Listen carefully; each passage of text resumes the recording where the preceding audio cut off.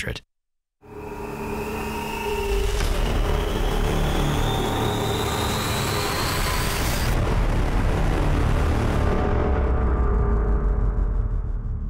Ladies and gentlemen, welcome back to Asus ROG DreamLeague Season 3. I'm OD Pixel, I'm here with Draskell, and we're just about ready to get straight into the picks and bans of the second series of the day between Goomba Gaming and Asus.Polar.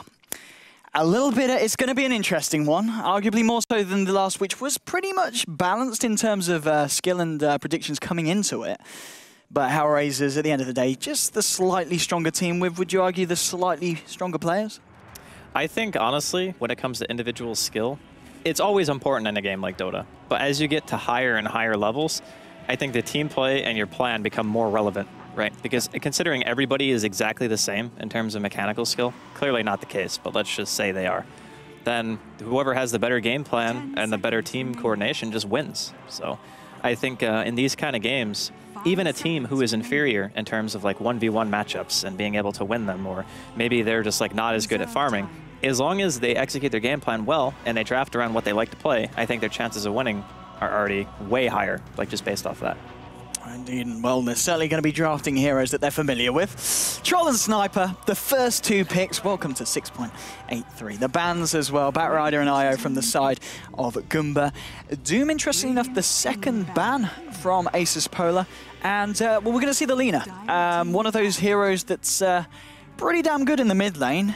Is this going to be a mid lane Lina and a safe lane Sniper, or do you think this has the potential to be a support Lina? Are they leaving themselves open? It could be either or, really. Yeah. I mean, if you want to keep the Sniper really safe, you put him in a safe lane, because even if Clockwork is down there, Sniper doesn't really care about Clock until before he hits 6. So, I mean, you could put one support down there, you could play it greedy, pick a jungler if you want. The Clockwork might try to look for something in that case, so they might still gravitate towards picking a secondary support. But either way, I think that the Asus have left themselves pretty wide open in terms of what they're going to do for lanes. Like Goomba Gaming, pick a Clock that already gives away more or less what your offlaner is going to be, unless they do what I believe London Conspiracy did, or no, excuse me, what Hellraisers did when they put Gorak in the safe lane on the Clockwork, which ended up being catastrophe, but they did it. Which, if, as you say, they pick the Sniper, they're thinking, let's put him safe lane against the Clockwork. That could fall into the hands of Goomba Gaming if they then don't put the Clock in that lane and then run aggressive against a Sniper, or is that a bad idea against a Sniper? Aggro against Sniper is scary, yeah, because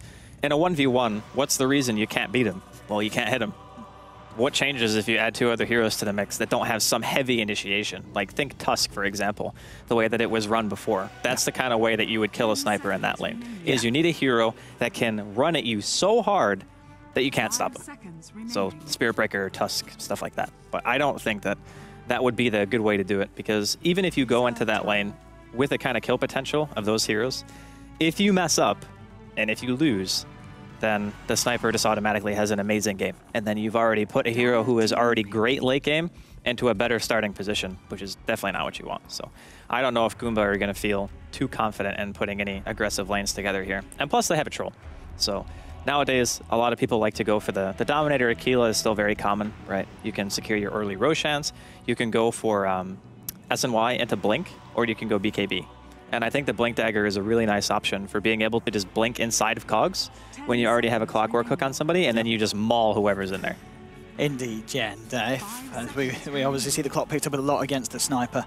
It's going to be not nice for the Sniper to, well, talk about not nice for the Sniper to play against. Earthshaker as well, now picked up by Goomba. Yep. So in terms of draft-wise, early game with the Earthshaker rotating, and as soon as the offlane Clock hits 6, Sniper's got to be very careful. They do get the Lion, and I mean, if it's going to be a support Lina, which it very well could be with the Lion, who's got the ability to set up the Light Strike array, that's two pretty good roaming supports that might be able, well, they should be able to protect the Sniper. I mean, with the Lion picked up, depends what they are going to pick as their safe lane hero Asus if they do run the Sniper mid.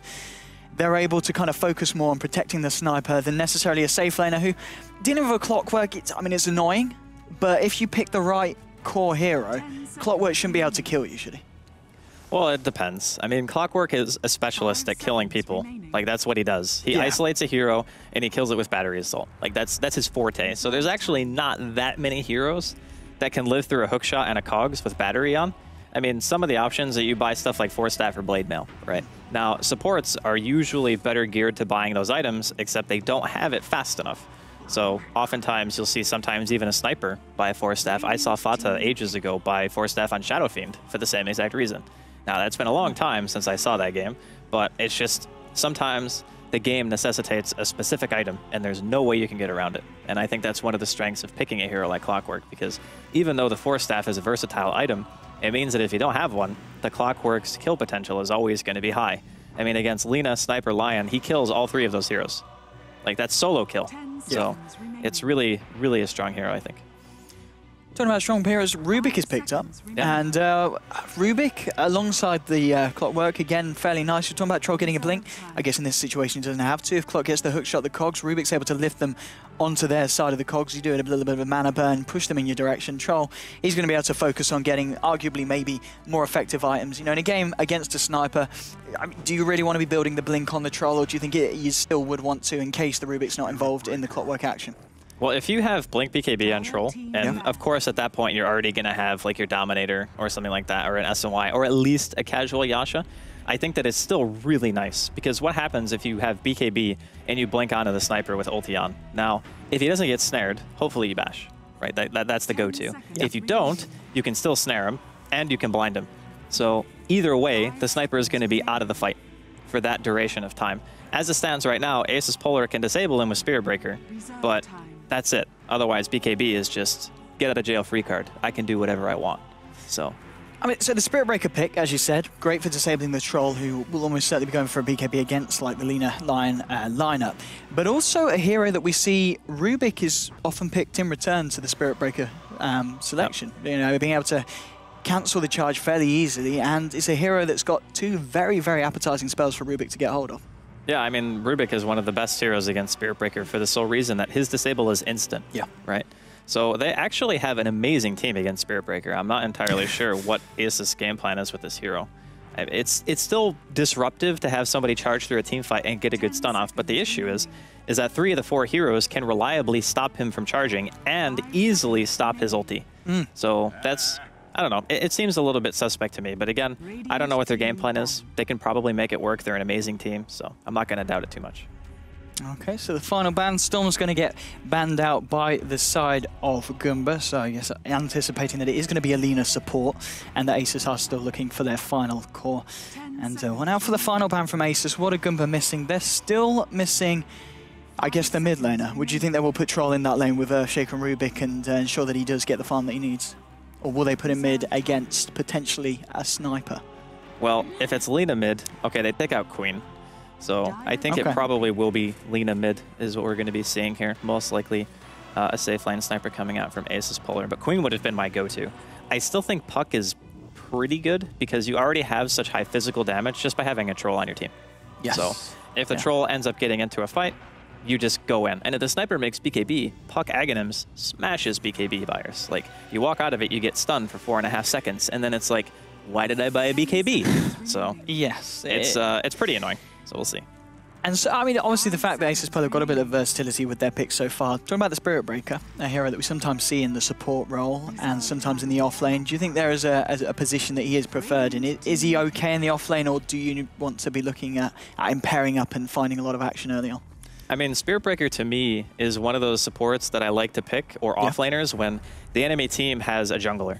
Like, that's the best time, so you want to punish their lanes. Right, exactly. Like, you have this early game ability where you're moving faster than Haster in speed, and it's like, you can't stop me unless you commit either a lot of spells or I'm just going to kill a hero. Like, you force the engagement. Not a lot of heroes can do that in the early game, so that's why Spirit Breaker is often seen in those situations. But when you have dual support, both of which can cancel charge, now granted, Goomba are probably going to have to stick their supports together if they're on the map. That's another thing that Spirit Breaker is really annoying with. It's like, if you try to split farm against Spirit Breaker and there's another hero on the team who has any initiation potential whatsoever, it's like, I'm getting charged again, okay, I'm charged, I can't ever farm a lane. Like, that's troubling. So you need to kind of play the stick together style, which is the same thing that Storm kind of gives you that we spoke about a bit earlier. Okay, Magnus, final pick from Goomba. Looking at the lineup, I guess it will be the mid lane Magnus. And that's being picked against a potential Lina or a potential sniper, and they're 2 heroes that they do pretty good against the Magnus. Yeah, but Magnus is a spam hero. So normally if you think of any hero that goes mid that's melee, like DK is one that was picked a while ago, not so much anymore. but Magnus as well. They don't rely on their right-clicking so much as they do just annoying with creep aggro, and like you get a few last hits that way, but predominantly you're shockwave spamming, right? So you can either bottle crow, you can go first item arcanes, and then you're gonna find your farm, pretty much no matter what. So I think that it's fine, because Empowered Troll is terrifying. It helps him farm, and because he builds almost nothing but stat items, like you're thinking SOY Scotty, very common pickups on him, right? And then your BKB, and maybe late game you buy like a Blink or a Butterfly or something like that. And that means that Empower scales with pretty much every item that he buys. So it's a great combination between the two of them. And the final pick, well, I was going to say the team fight's certainly coming out from Goomba with the Earthshaker and the Magnus. They are going to go for the Enigma themselves. So, lane-wise, I guess it is going to have to be the Spirit Breaker on the offline. Yep. And Lion, we talked about him earlier today, being one of those heroes that can support on his own to a very, very, very high level. And so Lina is going to be picked up by Illidan. Oh, of course, totally went on my head. It's Illidan Storm Rage on Asus.Polar, so it is going to be this Lina position 1. Yep, and it's going to be the mid lane sniper G. Yeah, it's all coming back to me now. I've seen Asus.Polar quite a few times. They're pretty damn good with these heroes. Sniper and Lina are certainly two of their favorites. They're also extremely good heroes in general. Yes, so that helps. And well, best of luck to Goomba Gaming as we get ourselves into the match. Over on the side of the Radiant, Asus.Polar is going to be Illidan Storm Rage on that position 1 Lina. It's going to be FNG on the Enigma jungle, GG himself on the mid lane sniper. Lil Summer Soul is going to head down to help out Lina, and it's going to be DK Phobos on that offlane Spirit Breaker. I'm OD Pixel, I'm here with Draskell. Draskell, tell me what's going on the side of the dial. All right, so Goomba Gaming here, they're actually 5-man smoked, so they're looking at the very least to try to get some wards down. But we're going to have a moment here on this Rubik RMN, going to be playing his Magnus. And then Cinder and Calda EDE going to be playing on the Earthshaker Chill. It's going to be on the Clockwork. And then finally, they have a stand-in as well, as we're going to see a lift here. And I believe that is a dead Lil. It certainly looks like it. The right-click damage coming through RMM. It's always nice for the mid laner to get first blood, especially when it's Magnus. What did he have? Was he saving up for the bottle straight away? It's 650 gold coming He needs one creep or a Bounty Rune. And Bounty Rune will secure him a bottle before the wave even spawns. I don't think there's any hope of Asus stopping them from getting this bottom one. Goomba Gaming after a good start, so well, we'll see if they can do it. Obviously the underdogs, as we do keep saying this game, but let's forget about the background of both teams, because they might find themselves another kill here. Fisher into Telekinesis. There's going to be the Light Strike Array, which stops a bit of right-click damage from the Rubik, but you're not worried about the right-click damage from the Rubik. You're worried about the right-click damage from everyone else. And EDE with the final punch there. Cinderin said his Earthshaker was good. That was a good punch. It was decent, yeah. I give it like an 8 out of 10 in terms of punching. Are they going to find more here if they got a Telekinesis available again on a moment? They did, but they couldn't quite find the range. But what was happening there for Asus? I mean, Goomba, they get themselves and get 2 kills, and they block 2 of Enigma's camps. Yeah, I thought it was a bit strange that Illidan decided to walk back up there, because it's obvious when you're playing against Enigma that the enemy team might ward camps. Like, it's common.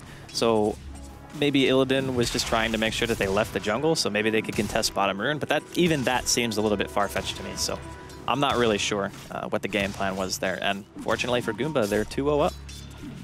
Indeed, and bottom lane's Troll, did he just, yeah, he picked up a TP. I was going to say, what's he doing down there with the clock? Gets himself up to the top lane. So lane-wise, it is, yeah, it's pretty much what we did come to expect coming out from both sides. So this off-lane Spirit Breaker up against this kind of tri-lane with the Earthshaker and the Rubik. He has to be pretty careful in his positioning, because he's not really going to be in a situation when the supports are in lane that he's going to be able to use charge to escape. Yeah, but the other thing we have to consider too is Spirit Breaker level 1, 740 health, right? Against a Rubik support and a Troll, which in range form doesn't hit that hard, 5 base armor. You cannot harass this hero off lane with a Rubik support. There's just no way. So I think DK Phobos is going to be more than happy with his laning phase. Oftentimes, I think it would be less him charging away and more him charging in. Okay, so, just to get the stun to buy him some time if he needs to back out. Yeah, I'm just saying, like, this lane cannot pressure him that hard. Indeed. Well, the Magnus, I guess if he gets a nice rune, we might see him rotate.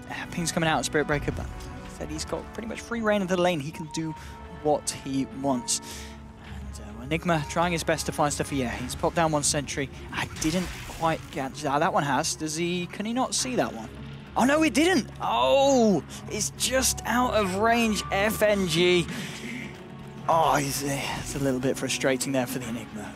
Vizrune now on Rubik. Hammerman heading towards the mid lane. Sniper sitting at half health. They do have the backup of the Earthshake and the Magnus. If Sniper comes out here, oh man, this could be the third kill for Goomba. Sniper needs to be very, very careful. Has he got the word that telekinesis from Rubik is available? Because Rubik is missing. In they go, skewered back. And that is going to be, I get a split between them all. But a kill there, and meanwhile, Clockwork actually goes down on the bottom lane to what I guess was the old 1-2 from Illidan and Lil Summer Soul on the Lion and the Lina, but still getting that kill on mid lane. Very nice use of the Invis Rune by Rubik. Yeah, I mean, this is very common. If you see the map right now, like Goomba pretty much know that Asus don't have any vision towards top lane because why would you? I mean, you have a solo Spearbreaker up there, and they've already shown that the supports are going to be inside of the woods. So it's just like, it's very hard to keep track of that movement when you know the enemy team doesn't have vision of your side of the map. So it's very easy rotation. You can't even see the rune, basically. And as far as I know, there are 2 wards down. It's just the second ward from Asus is a lane ward bottom. So that one's not really doing much for them. Bottom lane, Chill. He pops his cogs out. Lil trying to look to initiate. I think the Clockwork gets out. Meanwhile, mid lane, though, there is a smoke from Goomba. Rubik and the Earthshaker trying to move in. Can they go for round 2 here on G? Arman, he's a bit low mana, but he's bottling up now. There's your Fisher to block him off a moment. Moving in range to get the telekinesis. They look for the skewer, and they find it. Beautiful control and play there, and that is going to be the second time the Sniper is going down in the mid lane. Meanwhile, top lane, DK Phobos having a little bit of a 1v1 with the Troll. No one's going to come out on top, or are they? Goes in with the charge. There's been a little bit of time there with the South, but the South does get cancelled, so Phobos, he'll be happy with that, and it will mean that Troll remains at just under half HP, but Goomba, 4 for 1. They're making the rotations and they're shutting down the Sniper, and they made it a very hard start for the Enigma. So I feel like they're doing a lot of things right so far. Yeah, honestly, when you see like a Shaker Rubik early game, it's kind of hard to make ganks work unless the fissure is perfect. But in this particular matchup, because they have a Magnus mid, it means that any time there's a disable, it's a guaranteed skewer. So most lanes wouldn't really work that way. If you had like another aggressive hero like Queen, maybe you could do the same ganks, but the success rate would be a lot lower. And bottom lane, this Clockwork could be in some trouble, but I think Illidan's gonna cancel cast a stun, yeah, and he does do just that. Well, we're coming up to 4.5 minutes in. Looking at the overall kind of lanes in terms of CSing, the Sniper against the Magnus, he has got the the larger CS, but he's died a few times. Well, camera tours, bottom lane. RMN has come in to help out Chill, and they'll find a kill on the support line. The haste rune, a nice bit of work. Maybe they go for more. He has got the reverse polarity available. He does get caught on the light strike array before he casts it, and he is forced to back out. He didn't use it straight away there. Do you think he felt he couldn't get the kill, or? No, he was in range for sure. Yeah. I mean, I'm just saying, if that was an Arise Magnus, that would have been an RP. Yeah. No, I'm just fooling around, of course. I mean, sometimes you feel like you don't know the range of the ability that well, and maybe RMN doesn't play a ton of mag, and he just felt a bit uneasy about popping it out like that, you know? Because his haste turn, I think, was also going to be wearing off very soon. See if Clockwork actually gets away here. I think he's fine. Go for the TP, Illidan. He tries to get the stun, but Clock is already well on his way. Illidan level 5, nearly hitting that level 6. Obviously the point that in any lane, when you're up against the Lina, you certainly have to be a lot more careful. Mid lane, RMN getting a little bit low here. G coming in, but he's got the skewer. Magnus heads back to the high ground. He is going to be A-okay. And there is also the Lion heading towards the mid lane. Is he trying to help de-ward the jungle? What's his plan here? He's just going to look to stack up one of the only camps that they've actually got going for them on the side of Asus. And Enigma, he did head towards the top lane to help the Spirit Breaker when they tried to go on into the side of Goomba. There's going to be a Fisher catching out G, but now maybe it's the Earthshaker that's in a lot of trouble. They're chasing him down. They've got a charge coming through as well. Ammerman maybe going to look for the telekinesis, and he will find it. He'll be able to stun up the Enigma as well. And I mean, that's why you pick your Rubik against the Spirit Breaker. Yeah, it was really nice positioning from the Rubik as well. Like, he knew the charge was coming. Otherwise, like, I think he was almost out of range of Shrapnel anyway when he was walking up the hill. So after that point, it becomes fairly obvious. And, oh, hook shot here. Bottom lane is going to find Illidan. Yeah, but Illidan is going to be able to get a light strike array out. Doesn't matter because the battery assault is still going to tick him down. And I think Chill's going to try and give the old run down. There's a couple of Radiant creeps, but it's not going to tank enough of the instance. And that's a very nice kill there for Chill, and a very nice use of the first hook shot in the game. That seemed pretty lucky, actually. Like, he barely got any battery assault ticks on the creep wave itself.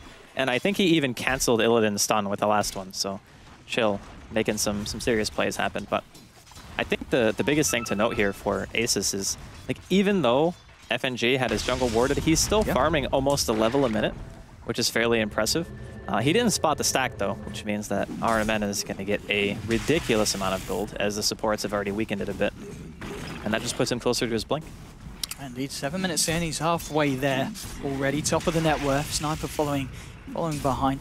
Troll, he's having a hard time farming against this Spirit Breaker, at least in terms of net worth. Looking at the CS, he's also pretty much down there. In fact, he's on par with the Spirit Breaker, so proving that Spirit Breaker really just has the capacity to just bully the Troll, and he's not scared of anything when he goes up to get the CS, is he? Yeah, it's one of the things that you risk whenever you have a really strong offlaner, is that even in the circumstance that your safe laner is still farming more, the offlaner is always going to get something when it's a 1v1. Like, there is no physical way a Troll can zone a Spirit Breaker alone, just because of the fact that Spirit Breaker has, like, he's got 1100 health at 8 minutes into the game, at level 6 with 2 branches and a belt to make his treads. So, yeah, pretty tanky hero. Coming towards the mid lane, he has the hook shot available again.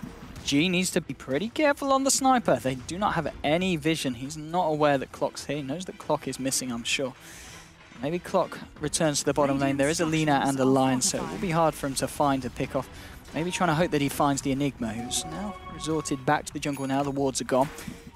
And Chill. Maybe if he finds something here. Is he going to dive the tower? No, doesn't want to dive the tower yet, or at least at this point. And he's going to head just back towards the bottom lane. He's got this haste rune active. He definitely can give some of the old rundown. He probably wants to find the Lion first, but no, he's actually going to hook shot onto the Lina, but he misses it. Gets turned into a frog. Now he's trying to give them the old rundown with the battery assault. The Fisher is certainly going to help him. Light Strike Array, very nice. And there's the Laguna Blade, but it's not quite enough to bring down Clock. The peeping from the sniper certainly is. Assassinate comes through. There's a charge coming through as well onto the lane from the Spirit Breaker. They're trying to catch out this Earthshaker. Shrapnel is going to slow him down. But I don't think they're going to be able to dive this far, or maybe they are. Illidan, he doesn't have mana or bottle charges. He actually got the Light Strike Array, but he will get skewered by RMN. And there's DK Phobos with the Nether Strike. The bash is coming through. They're going to be able to find the Magnus as well. And that is the Clockwork and the Magnus going down there as, well, Asus starting to get a few more kills on the board, but it is 7-3. And Troll's got a little bit of room now that Spirit Breaker's left the lane. Yeah, I think RMN was trying to skewer the Lina to the low ground. Okay. And then leave himself on top of the hill, because that way at least he would have left himself some avenue to escape. But unfortunately, the Spirit Breaker became the Bash God, and then he no longer had control of his character and ended up dying. Something which I personally empathize with on a very deep level, as I've been Bash Lorded many times in my life. But yeah, even in that case, I think that the decision to try to save your Shaker and putting yourself in danger prior to buying Blink is always a bad idea, because he just spent money on treads realizing how far away he was now from buying a Blink. So he's just like, I'll just buy treads instead. So that is actually a fairly big deal. Okay, so indeed it's going to be a lot longer until we see this Blink come online for the Magnus. And Asus the Lina, well, here we go. DK Phobos charging in onto Chill. There's your finger in the right clicks. He pops the stick charges. He's not going to be able to live through that final missile flying through from Illidan. And maybe Earthshaker needs to be careful. Hammerman, he does manage to steal the stun. So alongside a Fisher, they could maybe try and burst someone down. But they're going to back up. There's 3 heroes here on the side of Asus. There's no point going too greedy at the moment. And FNG continuing to farm up, as you were saying earlier, for at a very good rate, considering the pressure that Goomba put on at the start. He's got the Soul Ring, the headdress, and the completed treads at this point. They're coming up to 11 minutes in, and he's finding a little bit of levels and gold from this offlane now that Spirit Breaker's playing a more active role globally. I think that's kind of what Spirit Breakers always transition into, is they become kind of space creators. You charge, you force TP reactions, it gives your carry space to farm. Same thing for the sniper. I think during the ultra late game, it's going to be really difficult for heroes to get in range, because Troll kind of has to be in the fight, and Clockwork also kind of has to be in the fight. And then Shaker and Magnus are both melee. And you're playing into Black Hole, you're playing into a sniper who is great at mass melee heroes, and a ton of disable. So bottom lane, there's going to be a hook shot onto the Lion. It's going to drive him into the Light Strike Array from the Rubik, and that's going to be the first kill. Rubik takes the Light Strike Array again, but there's going to be a Nether Strike from DK Phobos, and there's the Light Strike from the Lina. No, actually, no, it was the Rubik, but it wasn't quite enough to do anything in return. Will they be able to find the Clockwork as well? Yes, they will. It's a double kill for this position 1 Lina. Illidan Storm Rage, top of the net worth now, about to hit 5k as we're 12 minutes in. It's certainly going very good for the Lina. I mean, how does Lina, how does he kind of, how does she kind of step up into the mid game against a troll? Well, essentially, the troll is not going to have a BKB that fast. Like, you think of the basic item progression that a troll has. So he goes either Phase, Dominator, Aquila, or some variation of that. He's actually opted to go Treads in this game, which is also fine. And then they go for maybe S and Y first, and then BKB. Now, you can buy a casual Yasha, buy your Ogre Club for the S and Y, and then decide later that you want a BKB. But all of those items cost quite a bit of money together. Whereas all Illidan needs to do is he just buys a Yules. So when a team fight happens, you Yules, that hero might as well just be dead right there. Because he's going to get Light Striker Raid, he's going to get Laguna Bladed, and he's going to get a Dragon Slave to the face. And that's assuming that the Lion's not there with a finger and the Sniper is not there with an Assassinate. Their ability to kill a hero is insane. Like, if it's just one hero who's tanky and doesn't have a BKB, doesn't matter how much health you have, you're dead. Like, at this stage in the game, it's almost impossible to build tanky enough without the use of a BKB to live. Really, really is. And there is your Yules now complete on Lina. So Illidan can look to not only protect himself, but look to find these pickoffs in mid lane. DK Phobos, not going to commit to that one. See the Trolls step back just far enough to be safe. And Ironman heading back to base has got the blink now on the Magnus. And 13.5 minutes in on top of the treads. It's not too bad of a timing, and we'll see if he's able to make anything happen across the map as he returns to the top lane. In fact, keeping back to the tier 2. Tier 1 taking a fair bit of damage here from Illidan. He's at half health at this point. Ironman, he has got the RP. Is he going to look to try and jump on the Lina on his own? Well, no, he's got the backup of the clock, and that's a clock with hookshot. Lina using the Yules to hold the Magnus back, and a nice Light Striker race. He's got the Laguna Blade as well, but it's not quite enough to burst him down. It's only going to be an RP onto DK Phobos. It should be enough to secure them the kill with the Fade Ball and the Telekinesis. That is going to be themselves a kill. Rubik also managed to pick himself up the charge, and he's going to use it straight away to try and help out the Troll in the mid lane, and there's the Troll coming in with the Whirling Axes. Suddenly, as low as he is, because the line didn't have anything else in terms of magical to burst at him. Oh. Not like it do. A moment with the Fade Bolt on the charge. It's not enough to bring down the Lion, and he will actually die himself, and that's going to put the Sniper on a killing spree. And a fair bit of gold. 1,500 picks himself up the Blade of Alacrity. 10-7. They lose the Rubik, but they get the Spirit Breaker, but they did use the RP and reveal the Blink for the first time. Yeah, I mean, those are the two big things. Like, I think RMN might have blinked into Fog. I'm not sure. Oh, I would actually have to watch it again, because I think he blinked like down into the tree line and then shockwaved from Fog. But either way, yeah, committing RP for just one kill is not super great, but I believe they killed Illidan, so I think that committing an RP for that kill in particular is actually fine. And that was one of the few situations where Illidan was not level 11 yet, so he only had level 1 Laguna Blade. And in the end, I think RMN might have died if he was level 11, but it would have been close either way. And it was a 4-on-2. So. It was, yeah. Certainly had the majority of heroes in FNG. How's he doing on the road to the mechanism? We saw him having the headdress earlier. Now he's got the buckler, and he's only a couple of hundred away from that mech. And then I guess with that, with a Spirit Breaker, you can look to really get the push on, try to take some more tier 1s off the map, and you can be very, very ready to fight top lane. Talking about being ready to fight, Magnus is on his own, but it looks like the Lion and the Lina aren't going to look for him. They're going to look into the jungle. Armament charging away from the mid lane. They don't really have any way that they can cut him off, or they can actually if he cancels the charge. Oh, Sniper's just going to earn himself a very easy pick off there onto the Rubik, who gets caught in the river. Now, well, Illidan, can he burst down the Magnus on his own? Probably not, but with the help of the Lion, he should be able to give it a very, very good shot. And RMN, oh, he's not aware that these guys are here. There we go. Somersault with the Hex. We'll follow it up with the stun. And Illidan's there with the second stun, the Laguna Blade, the Fiery Dragon Slave. That's a kill. Meanwhile, as well, the rest of Goomba might be down 2 heroes, but the rest, the Troll and the Earthshaker and this clock, they're going to band together, and they will be able to find Roshan before Asus know anything about it. And FNG's like, oh, okay, I'm not going that way. I'm going to back the hell out of there, as he was just about to walk past the pit. Yeah, it should have been a little suspicious that nobody tried to TP to help RMN. Like, after that happened, as soon as Goomba see the fact that they commit like 2 or 3 heroes to top lane, it's like, oh yeah, free Roshan, you know? Because they just killed the Rubik, so they know that they were heading towards top. And nice hook, very nice hook shot indeed, catching out Lil whilst he was on the retreat. There's not a lot that the rest of the side of Asus can do. 11-9 on the board. Well, it's a fairly even game, and Goomba, if they can find the place, they're in a good position. DK Phobos cancels the charge because he sees the Fisher coming through and does the Nether Strike instead. Assassinate will finish off Earthshaker. RMN tries to do what he can to this Spirit Breaker, but 1,300 HP.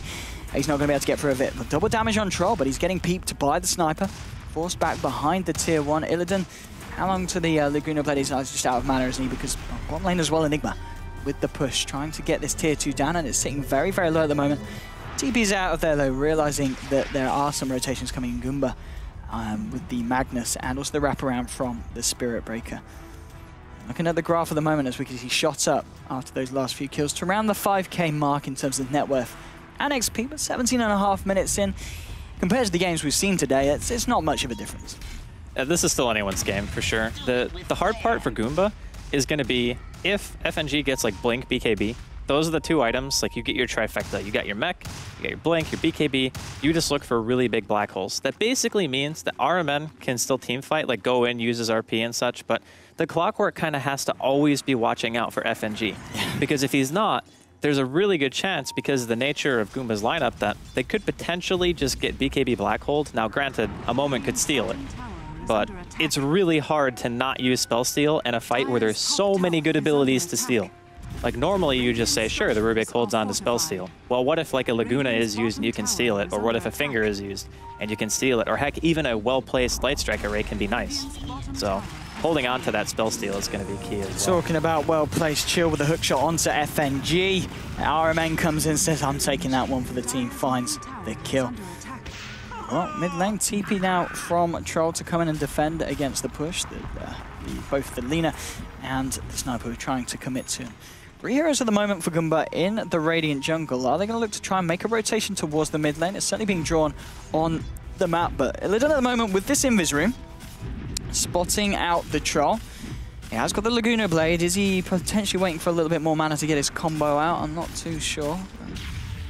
Maybe going to go when there's some backup, or maybe when the Spirit Breaker decides to charge in. But the Spirit Breaker hanging around on the top lane with the Lion at the moment. It's going to be Rubik heading up there to try and defend that. RMN and ED just trying to starve the Radiant of a little bit of their jungle to clear it out. 12 to 10, there's the charge. As I say, it's a bit passive at the moment, but charge on Hammerman, but he's there straight away with the instant cast of telekinesis, and suddenly DK Phobos in a lot of trouble there. Rubik with the plays, the backup was there if needed. Magnus did try and blink in onto the Lion. RP was available, but I guess not worth it just to find the Lion kill. I mean, at this point, if you're fighting around your tower like that, you probably just drop the RP. Okay. I think that there's no way you hold that spell, because, oh, hook shot again, chill. Straight onto Illidan. Illidan does manage to get the Laguna onto the Troll, but the Troll, of course, has got the Aegis. Ammerman with the charge isn't going to have the passive bash onto Lina, so Lina's going to be able to walk out for the time being, but no, there's a Fade Ball, and he steals the Light Strike Ray. Lina is out of range. Chill will go down to the Lion and the Sniper, chipping away, and he tries to get out Rubik, but he won't be able to with the Malefice and those mini stuns stopping them. And well, Goomba, they tried to go aggressive with the Rubik, with the charge from Spirit Breaker, but not as good as the Spirit Breaker himself charging into a tier 1. Yeah, and speaking of, he actually has vision of the Troll right now inside of the woods, so I think it could be a bit dangerous here. Yep, they use the Magnus to make sure he can't interrupt this charge, but DK Phobos says, let's kill the Magnus first. It's a little bit easier than the Troll, and Sniper will find that one as well. G on a wicked sick streak. Can they get anyone else? Doesn't look like it. Both the Troll and the Earthshaker going to keep themselves to themselves as they back up, and now it's 13 to 13, and in a game where Goomba had a fairly good start, Asus are certainly starting to break away now at this point, and I'm sure the net worth graphs will show it. Now they try a kill onto the Sniper, but in fact the stun held him in position, so he didn't walk into the hook shot that Chill was anticipating to line up. Trying to give him the old rundown with the battery assault. The body block from the illusions from Magnus. It's a nice little touch, but it won't be enough. And the TP out will be there as well from, I believe, who was that? Stuck in the trees with the Spirit Breaker. That was really unfortunate. That Chill, the one hook shot he misses is on a hero that can't even move. It's like he got stun locked, and then the hook, maybe he thought that he was going to get like a quarter of a second to move or something like that. And then the hook shot was just a bit off, which otherwise would have been a guaranteed sniper kill. Like, no way he would have gotten away if that hook landed. So, a bit unfortunate for Goomba, but I will say that they're still doing pretty well inside of the game. I mean, really, you just have to wait for the Troll to finish up the BKB. That's the point where you can say, okay, now maybe we get our Blink Dagger on top of that and start going a little ham. And Chill, he's a little bit dead. There's going to be the charge straight into Laguna Blade, and the final punch from Illidan doing the job. That's Eggs, by the way. Not bad on top of the yours, 22 minutes in. I think Illidan's going to be happy with that timing. He's found himself 5 kills, 6 assists so far this game. Been involved in 11 of the 14 that his side have got. This has been the Illidan Storm Rage, Lina, that I've got to know, and it's... I mean, yeah, you kind of need to ban it out against him. I feel he plays it so well. Ammerman, he's going to go down as well. Enigma pushes in. DK Phobos is there to help out his pal. Hang on, what's this Lina going for? Well, with this another Invis rune. Laguna Blade back off cooldown in 20 seconds. Enigma's going to TP out of the bottom lane. Looks like they don't want to try and fight there. Maybe Lina does. Lina's still going to head down this way. It looks like Illidan.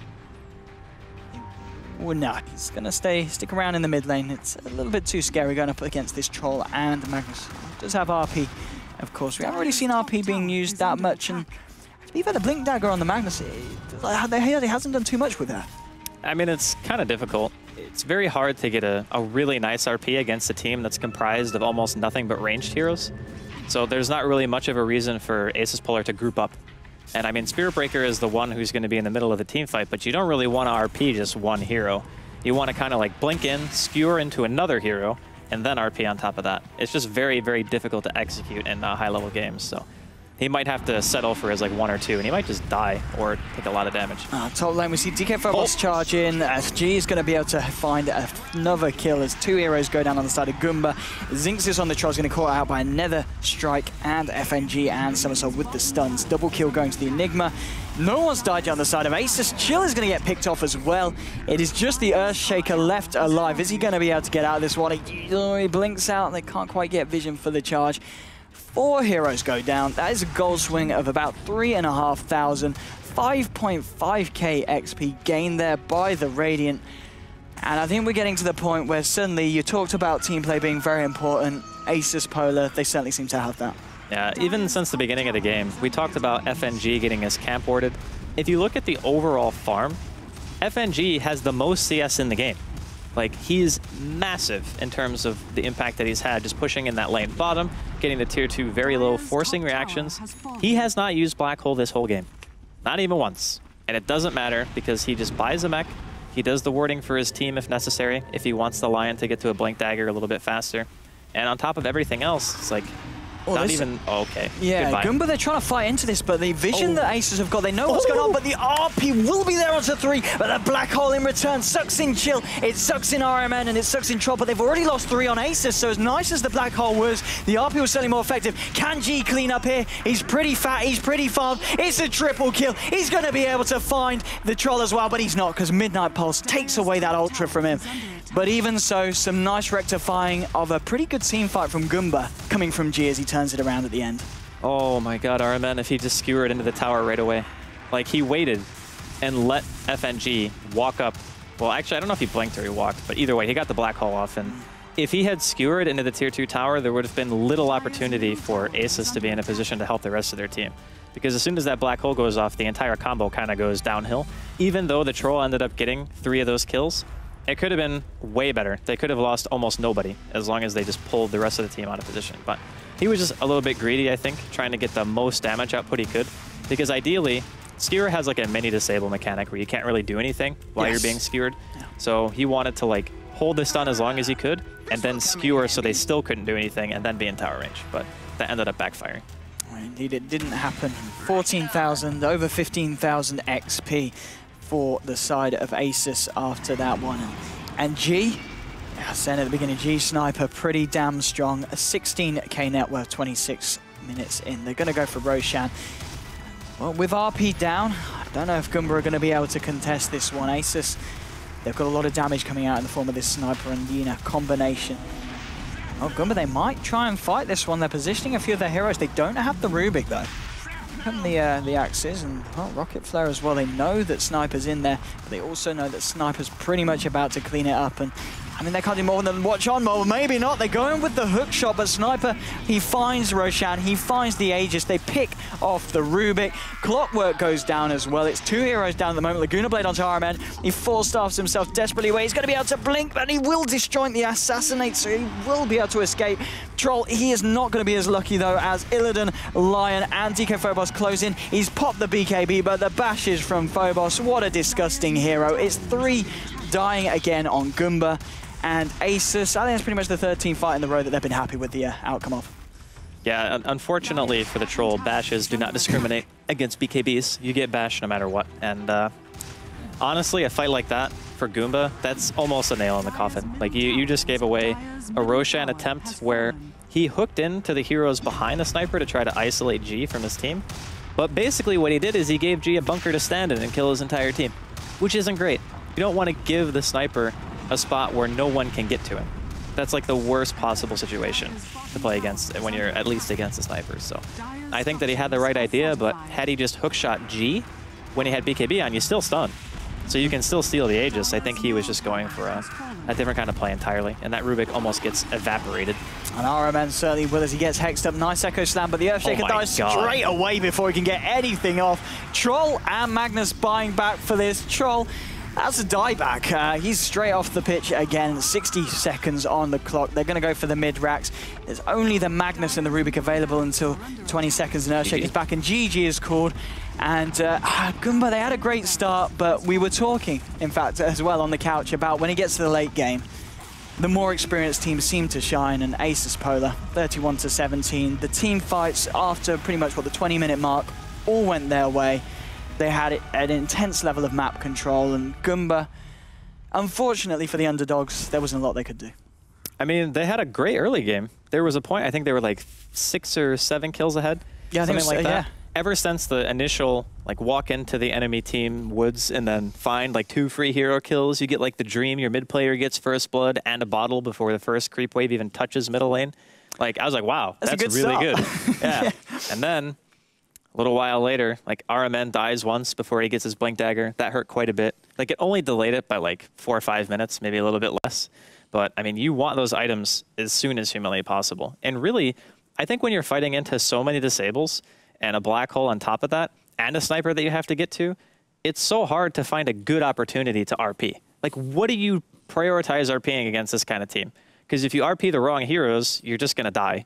And then if your clockwork goes in, and you don't get a good RP off of that, then you lose the team fight. So it's like, I don't know, I really liked Asus.Polar's draft for this game. I thought it was extremely difficult to fight into, which is weird because, I mean, Goomba, they had ES, Mag, Clockwork, and Troll. Seems like that should also be hard to fight, but Asus made it look easy. I certainly did, yeah. The play on the sniper was not, it wasn't really impactful early on, but the fact that he was constantly farming, he was keeping his KD positive, he was finding action across the map. When we hit the mid-game, he got to the point where you weren't going to be able to kill the sniper. And then you had the other issues of the fact that Illidan Stormrage Lina was on your backside and the Spirit Breaker was going straight in. It was, yeah, as you said, the draft from Asus, very strong, and the team play as well. Very, very strong indeed. And of course, ladies and gentlemen, that is game 1. We will be going to game 2, I'm sure, very shortly. I've not got a little man talking in my ear, but I can only assume we're about to play commercials. It's just been confirmed. We're on it. But yeah, me and Draskell will see you in probably just a bit when we'll be back with game 2.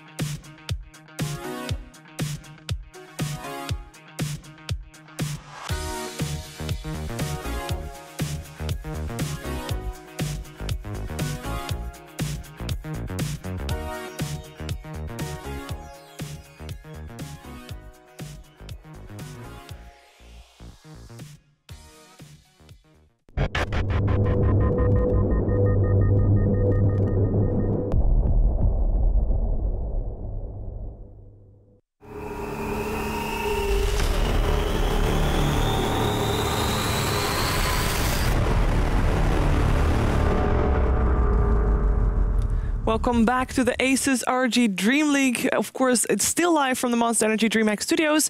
We just witnessed the first game of our second series here in the first qualifier.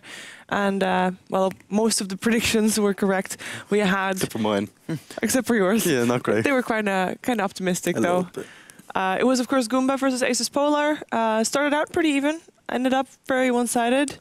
Any initial thoughts on the game, Jesse? I think Goomba went in with a plan. They had something in mind. I really think they did really great in the early parts of the game. They went into the enemy jungle. They made sure to ward up. They ganked the Enigma, and then they somehow ganked the Lina as well. I don't know how that happened. And then they put a lot of pressure on the sniper mid. But then on the other hand, they didn't put so much emphasis on the Spirit Breaker on the offlane. He was kind of out-farming the Troll to some extent. The Enigma was kind of doing his thing. So despite them being up for like 8-7 kills in the first 10 minutes of the game, they still didn't get a net worth lead. So the experience came into play, I think. Yeah, there was one point where FNG was 0-2-0.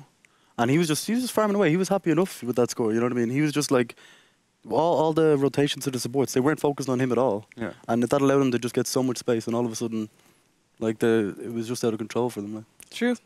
And we're going to your segment, Shane. Get ready. It's time for the drawing board. Here we go.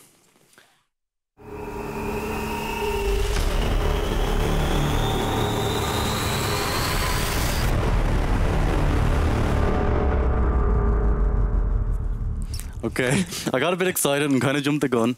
But here we are. This is actually like, I think 9 people die in this team fight that we're about to watch. It was, yes. Yeah, it was huge. Okay, so if we can just go through slowly at the start. We have basically, this is like the dream. This is the dream RP is what we see here. But if you look at the minimap, pause it here for a second. If you look at the minimap, you see Sniper is actually miles away from this entire team fight. So G has time to plan exactly where he's coming into. So yeah, he's going to come in right behind here. And all of a sudden, the Spirit Breaker and Lina and all these guys, they're going to group up. But that's not too bad for a Sniper. So let's play. Okay. And Orman is like, okay, this is the dream. You know what I mean? Yep. This is my RP. And then in walks Enigma. He's like, okay. And who's this man? Okay, let's clear this real quick. Sniper just sits here, just pinging away at people from, like, this situation is if you're a Sniper player, like, can you get a better situation than this? Not really. Like, it's... let's continue playing. Okay. All of a sudden... What? Okay. What? I'm here. I'm just looking at the team fight. He's just sitting there, like, just pinging away at them. Yeah. Or, man, like, that's the desperation skewer I've ever seen. Like, straight into Sniper, just begging for him to die. I think the casters also said, like, at that point, with that RP, if he skewered into the tower, you know, if he had a skewer and could get it into the tower, that would have been a better scenario, and maybe they would have won the fight. But basically what you said is exactly right. They just forget about Sniper. Well, it was honestly, G kind of got lucky there as well, because he was so far away. Like, he just came in from behind. He had all the time in the world to plan that as well. Yeah. You know what I mean? There was no pressure on him at all in that fight.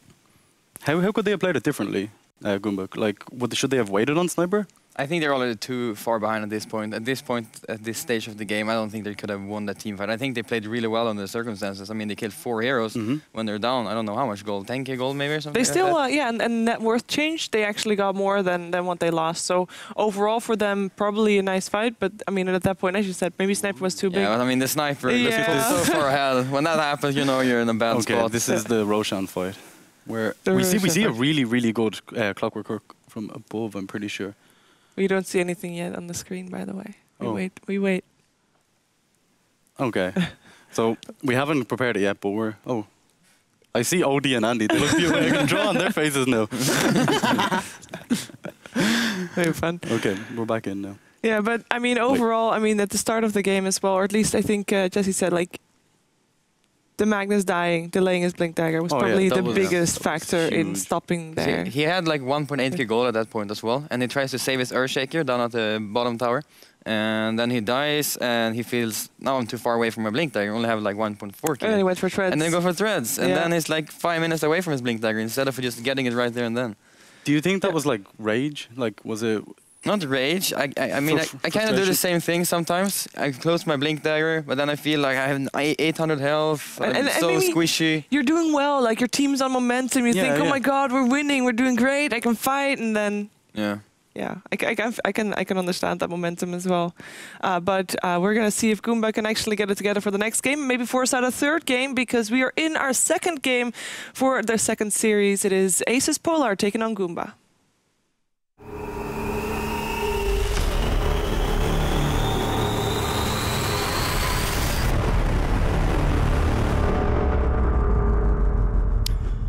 Ladies and gentlemen, welcome back to Game 2 of the second best of 3 today. Asus.Polar versus Goomba Gaming. We've just seen the first game. Asus.Polar, they did take it quite confidently in the end. Goomba Gaming, they had a brilliant start. Somehow they let it slip, and Asus.Polar, suddenly G was on the sniper, and don't let G have the sniper, which they've taken my advice here in this second draft, which I think it's a smart move from them, isn't it, Draskell? Well, I mean, anytime you ban Sniper, I'm going to think it's a good idea. Yeah. I mean, that hero is ridiculous. I mean, there's a reason why he's like one of the most picked heroes in like pub games too. It's like pro play is an adaptation of pub play, basically. Like at a very low level, I guess that's what you could call it. But more or less, like those heroes are very, very strong. And we could see the ban pick phase is going pretty darn fast as Goomba open up with a Troll Warlord, and immediately we see Lina and Tree. Okay, talk to me about the tree. I've seen him a lot of times. I've seen him a lot of times picked up when the other team plays a Chen. Just for the point that they go into the Chen's jungle, they sap up the experience, and Chen can't do an awful lot about it. I mean, Ye can pop down a sentry, but you're not going to be able to kill a tree. Fairly tanky hero straight from the off. Yeah, I mean, the second pick, though, he's really shot up in the ranks, and once he gets that Aghanims, I'll be honest, I've not cast in many games where he gets the Ags and he loses. It's a ridiculous power. Yep. Yeah, what's the plan, Draskell? Honestly, I feel like this is one of those heroes that can kind of do a lot of things. You can either roam with them and just use Leech Seed to be a nuisance, which we see a lot. Like you were talking about soaking experience from the jungle. You can just try to get as much experience as you can and just go for one of the, I'm going to armor all my tier 1s, I'm going to keep people alive, and I'm going to make sure that my laning phase can go well. Because Lina already, we saw Illidan play it last game, and the safe lane position did great. Now you add a tree armor on top of that. That's a hero who doesn't necessarily have to be there in order to give you that presence. Like just giving you, oh, now you got tree armor, just fight him, or you know, push him off the lane, do stuff like that. Like it lets you win lanes really hard. And I think that's maybe the biggest benefit to having a tree. Not to mention, if you just start them off with boots, like if you buy pick a really selfless support like Chen, obviously they don't have it this game, but you can just make the Chen buy everything, and then you start boots, and you get like a clarity or two, and then you just walk around and you Leech Seed and punch people. Yeah, it's actually insanely strong. That was it, base 80 or something damage, isn't it? Like 84 or 82, I think. Okay. Something like that. It's in the 80s. A lot. It is a lot indeed. And I was talking about, I've seen him picked up against Chen's. Well, Goomba, they walk straight into it. And, I mean, maybe they won't, but there certainly is the potential for Treant to be quite annoying for the Chen. And suddenly turn a game where Chen, obviously a very fast farmer, isn't going to have as much luck if there's a Treant, you know, hiding behind his back, tapping away that experience. And also what is really nice about the Treant picked up against the Chen, a hero that is going to be looking to make those early ganks. If you've got a Treant in the jungle, keeping tabs on him, it's going to be very hard for Chen to get the upper hand when he goes in for the rotations. Yeah, it can be really nice. The thing is, though, the tree player has to be very familiar with the rotations of a Chen. So, like, way back when people were doing, like, tri-lane defensive lanes with a support and a Chen, and they would do, like, the wrap around the tower, like the tier 1 off lane and go for a kill. Like, that was super common back then. That's when tree would be really good because you pretty much knew it was coming all the time. The problem that happens in the early game is since Living Armor has such a long cooldown, is sometimes you use it and then the gank happens afterwards, right? Like maybe they force you to use it in another lane or you use it on the tower once because you think you have some time and then it's not up for when you need it and then the tree armor does nothing. Now granted, when you get later into the game, it's less likely for that to happen because the cooldown goes to like less than half of what it is at level 1 and then you can just basically spam it. And the other alternative you have to worry about is with a Troll Warlord and a Chen, the Living Armor is going to get eaten very quickly. So say they're pushing into a tier 1, normally a tree armor can be enough of a deterrent for some teams to just say, hey, back off. But with a troll ulti and a bunch of creeps hitting the tower, it's gone. So it can be seen as both a good and a bad thing. Indeed, indeed. Witch Doctor is going to be picked up, so we're talking about Goomba obviously wanting to commit to the push, not giving that chance for a tower to get to half health, tree to top it up in the next few minutes. Pick up the Witch Doctor, very good at sustaining and pushing the lane, and picked against a team with a Zeus, Lina and Treant. There is still an AA in the pool, but I don't think it would really fit into Asus's draft, would it? Unless they decided to do run Zeus mid and I see Zillid and Storm Rage. I keep forgetting. They could still pick up an AA. They could. And with the Treant going around, Nature's guys spotting people out on their own, Leech Seed into Ice Blast. I think an AA could be very nice here. It's really nice to line up Overgrowth into AA Ice Blast. That's like the biggest thing. And not only that, but you keep your towers live for a really long time. If the Zeus goes mid, which I think G plays quite a bit of Zeus. So yeah, it does. I think pretty much Zeus and Sniper are what I've seen him play the most, at least. So you have one of these lineups where we saw HR run something similar earlier when FNNJ was on the Tinker, and it was pretty much the Zeus AA, like we could potentially be saying. But they're actually going to go for a Clinks, which we don't see a lot, but let's also keep in mind that he has one of the few orb effects that go through BKB. And he can also munch on Chen's army. Yeah. And the boosted HP that Chen gives them, he's going to say thank you very much for that extra bit of damage. Yep. And also, it's a hero that will work nicely with an AA. If they don't pick AA last, I don't know what I'll do. But well, since they picked a core, it's less likely that they'll pick AA. You think? Yeah, I think so. I mean, if Illidan was supposed to be the safe lane farmer, I don't know if Clink's offlane is the play, honestly. Just if you want to put Clinks in a one-on-one in the safe lane and then go aggro with Lina Tree +1, I'm all for that. I'm all, against the Chen, against a team that's going to have a jungler, against a team with a Witch Doctor who, in terms of lane defense, as a defensive support, how does he work up against an aggressive tri-lane? Is he going to be pretty good at them? He's very good at preventing dives. Like, that's his forte, right? Like, you go past the creep wave, you have like 2 or 3 heroes trying to chase down one cask can just ruin your life. Like, that's the reverse dream, if you've ever seen one. But, alternatively, if it's a troll laning phase is still very strong. So a Witch Doctor has really good base damage, long range. I think it would be a little bit risky to go aggro. The one nice thing is that the Chen rotations would pretty much dictate how the early game went. So say that Chen wants to go to the safe lane to protect the troll, then that means that you know that there's no Chen ganks mid, and the Chen's not going to be pushing any towers, because he's committing all of his time to stopping that tri-lane. Alternatively, if he goes mid, your tri-lane will win. So it's kind of a toss-up. Like, what do you really want to prioritize the most if you're Asus.Polar? And I think just getting farm... I'm seeing, maybe it's not going to happen, but I'm really seeing Clinks in the safe lane, up against the Clockwork, fine lane for the Clinks, Lina, Treant, AA, aggressive tri-lane, Zeus in the mid lane. Storm is going to get banned out from Asus.Polar. Goomba, yeah, by the looks of it, indeed, still needing that mid lane hero. Now, final ban from Goomba. Have we got AA? You think it's AA? I really think. I think it's good, don't get me wrong. I do think it's a good pick. I'm just not sure if they want to pick another hero who doesn't have a disable or some kind of mobility. Chilling touch with Lina and Clinks. They ban AA? They ban AA. Goomba Gaming, smart move. Smart move, lads. They're obviously listening to this stream. Shane just starts laughing. I don't understand why he's laughing. Never mind. All right, back to the game. Back to the game. So now that there's no AA. I think Asus, that screwed them over. They no, I mean, what would you kind of feel that would work really nicely with this? I wouldn't mind Avenge, honestly. Actually, yeah, this is rare. We've got to the final pick and Venge hasn't seen a look into the draft. This is... It's good against Clockwork. It's good against Troll Stunlock. It's minus armor for the Clinks. Natural Medallion Purchaser, which they are dire side. So they could do Roshan off of that. There's a lot of good things about it. And plus, even if the Witch Doctor goes late game BKB, you have an interrupt for Death Ward. So it's really cool. Indeed, you're doing that. Ticking into their bonus time now. So we will see what they go for. Goomba in their lineup. What are they going to be laning with a Witch Doctor, do you think? Who can lane with a Witch Doctor and be fairly safe against what potentially is going to be an aggressive trial, and if not, maybe just the Clinks off lane? Or do you think it's going to be the Clinks mid with the Zeus and Treant supporting the Lina? I think it'll be Zeus mid. Zeus mid? Yeah, and I think they'll probably just end up going safe lane. And they're going to go with Shaker instead. So it's another defensive support. But this leads me less to believe that they'll go aggro. Like, you don't pick Shaker and go aggro. Yeah, so it's going to just be your Clinks in the off against the tri-lane that they're going to pop out. I guess Witch Doctor and Chen, in terms of catching out a Clinks, not necessarily the best supports? Or? Clockwork's still really nice. The big problem is that Clinks is not really as squishy as most Agi heroes. If you catch him with a creep, he has like 1,500 health, right? So Chen or Helma the Dominator creeps get bonus health, which means that if they get eaten, the Death Pact gives them more HP than normal. So that means that you're going to be seeing a seriously tanky Clinks at an early stage in the game, and it can kind of catch people off guard.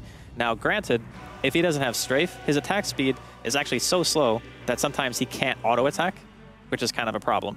But if he has like treads and strafe up, I think he can still manage to get some auto-attacks off. So in the later stages of the game, Klinx can actually crush a troll if he gets the uptime on damage.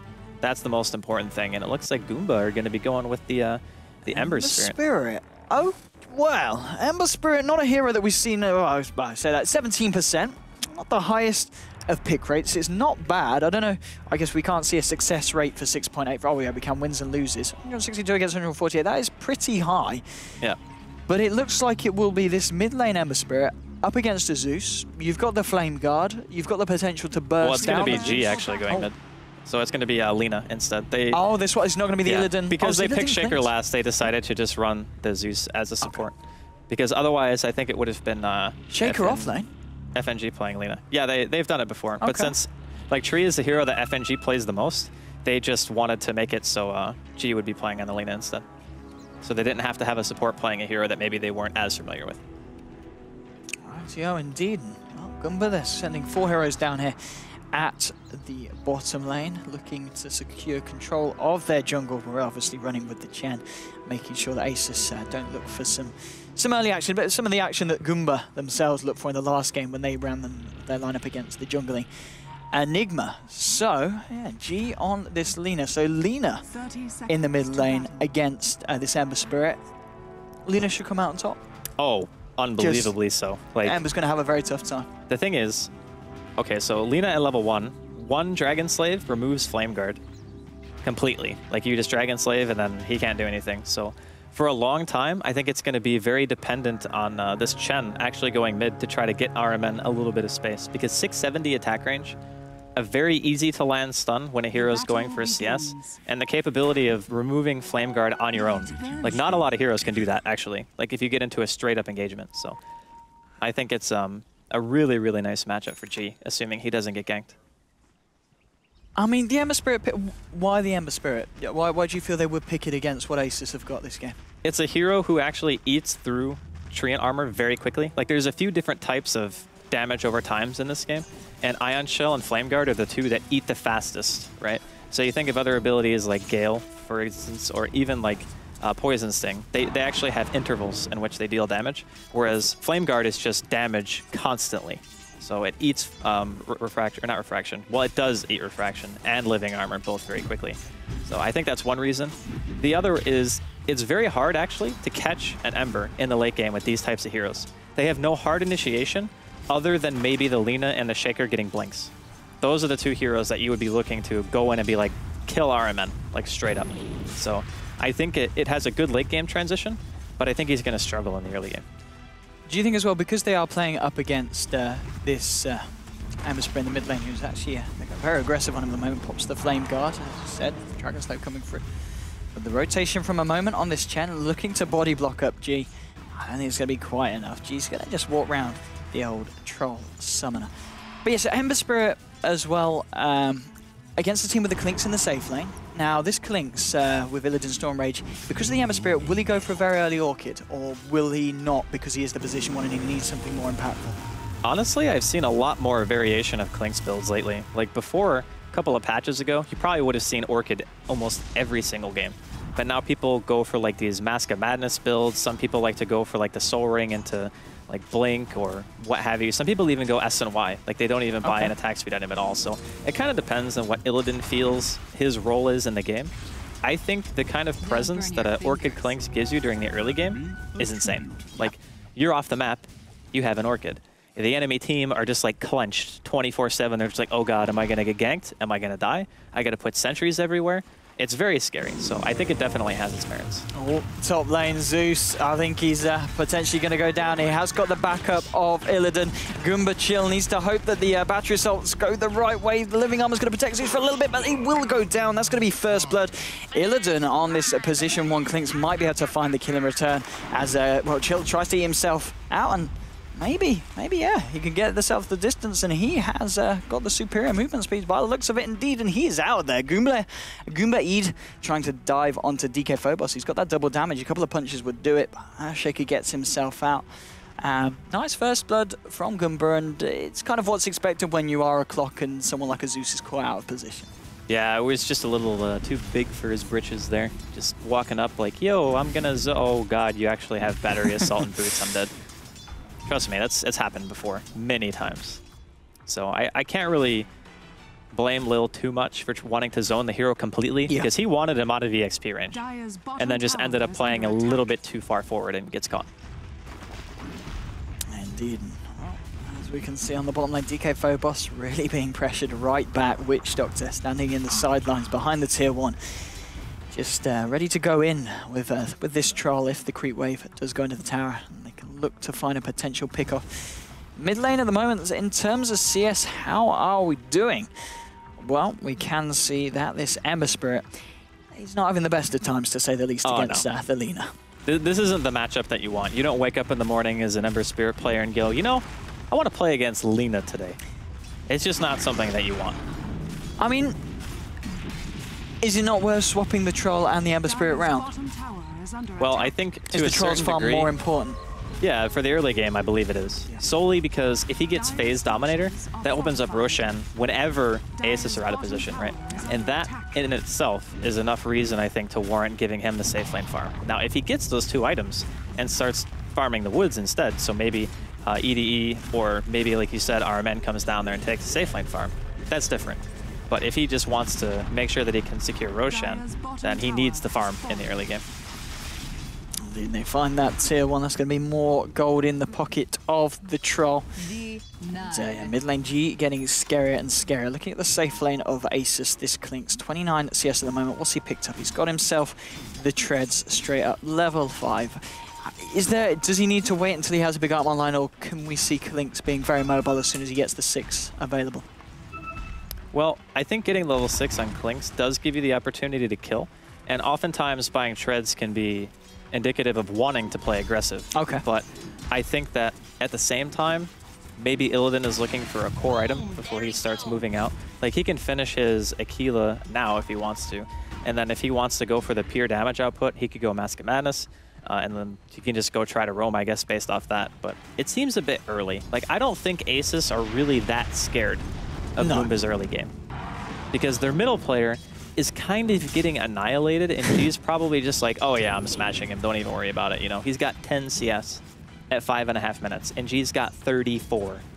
And, I mean, Ember Spirit is a hero. In terms of making a comeback, he's not really one of the best, is he? Nah, he's very squishy. He has horrid stat gain. Like, really bad. It's like the worst in the game, isn't it? No, Alchemist is the worst in the game. Alchemist is the worst in the game. But Ember's definitely down there. Like, his stat gain is worse than, like, Bane, for example. Like, Bane just has better stats than Ember Spirit as a support hero, so. Well, RMN going all in for this rune. He will get it, though. But there's Zeus now here with the Lina Laguna Blade as well. They've removed the Flame Guard. Needs to try and find the Laguna. Can't quite get the range for it, but they do force the Ember back. Chen hasn't really done too much yet, has he? We saw him smoke up early on. I don't think we've seen him make another rotation since. At the moment, there is a Witch Doctor as well towards the mid lane, as they are aware that Zeus is about with the Lina. And now they're going to smoke up and see what they can find with the Ember Spirit. Okay, maybe not towards the mid lane, maybe more towards the top. This Clockwork, is he reaching level 6? I'd imagine so. Okay, he's just hit level 5, so a little bit of time before he's going to be able to use that. Goomba, they're going to look for the kill on this Zeus, potentially, as Lina's actually left the lane to clear up some stacks. Well, not the stacks, just clear up the camps in the jungle. She's looking to make the stacks. There's the Paralyzing Cask, and there is your 3 Centaurs coming in with the Chain Stuns. And that is going to be a nice pick-off onto the Zeus. And with this pushing power that the Chen provides, they could look to do some damage to the tower. G just trying to find what he can in the jungle. As, yeah, 3 members on the side of Goomba start to hammer down on the mid lane tower. And Chen letting his creeps get fairly low. There's going to be the TP in from the Zeus, looking to try and burst them back and maybe get a fortunate Arc Lightning onto one of the creeps. But it's not going to happen today. Yeah, a bummer for the Chen that he wasn't level 6, because he could have like saved all of his Centaurs. Like, having 3 Centaurs is pretty nice for the early game, just because of the triple stun, getting a cask off. If the Centaurs get in range at that point, there's a very slim chance that the enemy hero will be getting away, as showcased by how that Poor support died middle lane. And speaking of dying... Yeah, top lane. Clock just gets a little bit too close for comfort to Illidan, as Illidan finds the kill. And talking about Illidan's next big item, it's going to be the Treads Killer into the medallion. Okay. So what does this kind of signify? Is this signifying that he is going to be going around looking for kills? Can he go? He can't really go for Roshan at this point. It's not going to help in that sense, is it? You can with tree armor. Yeah? Yeah, like Okay. what you do is you just sit at the edge of the pit, you medallion, and then you just get a creep before you go in, do a reasonable amount of damage, because honestly, Roshan at this stage is fairly weak. So he's only got 7,500 health and 5 armor. Medallion puts him actually below 0. So your damage output is fairly high, as long as you're paying some attention here. They're going to catch out Illidan, though. And nice use of Oh, maybe not. Dust and Chill. He's still level 5, does not have that hook shot. And the Fissure was there as well anyway to get that Clockwork back out. And Medallion and the physical damage from the Searing That arrows. was without Death Pact, by the way. That was just, just Medallion straight Searing up, arrows. yeah. So once he starts chomping on these Chen creeps, he's going to punch pretty hard. Yeah, it is extremely painful. And he's even going bottle. Wow, he's filling his inventory with very cost-efficient items, and this leads me to believe that he wants to be active. Yeah. Like, if one person, or if you make an Aquila, oh god, chill, please. Just got blown up by G in the top lane. A couple of times in quick succession as well, and now Chen and Witch Doctor, they look to try and head into the dire jungle, but they don't really want to be doing that. 4 heroes at the moment on Asus around that point, and Illidan coming in now, ready to try and catch someone out. He's found the Chen creeps. He's going to munch on one surely and go straight on the Chen. 1, 2, 3. That's a dead Chen. The remnant from RMN is going to get him out, but I mean, we talked about it, and that was a dead Chen. Yeah, I mean, if you think about it this way, just the sheer damage that Clinks does. So Searing Arrows gives you a bonus 60 physical damage. On top of him already hitting for 145, he hits for 205 damage at 10 minutes. And then the Death Pact. Well, that's including Death that is Pact. okay. Yeah. Okay. Let's not get ahead of ourselves. Like, you put a medallion on top of that, and every hero hit. Look at how hard he hits. He's going to get blinded here, and the Echo is going to be off the mark, but almost takes out a troll with 1,000 HP with the medallion. Clockwork did use the hook shot there as well. I think it was trying to find something in return, but must have just banged into the back of the creeps by the looks of it. As Illidan continues to roam around at the Radiant jungle. And that were for the moment favouring the Lina and the Clinks. Coming up to the 5k. Troll only just a little bit behind, but the Ember Spirit, he is quite a bit behind. And Clinks activating an Invis rune. He's got his eyes set on the Clockwork. He's gonna look for, just to make sure that there's no one else in the Radiant jungle around the clock. He's fairly tanky, 1100 health. Clinks, if he finds himself a tasty creep in the jungle in 15 seconds, he could certainly give it a shot. And talking about giving it a shot, top lane Goomba, 4 heroes heading towards the tier 1. We have got the Treant hiding in the trees. He's got the point in nature's guys, but he's not invisible at the moment. Maybe he needs to go it because straight in comes RMN and FNG. He's living armor. We talked about how well Flame Guard works against it, and he might be out of range of detection, but he's not out of range from the burst damage from the remnants.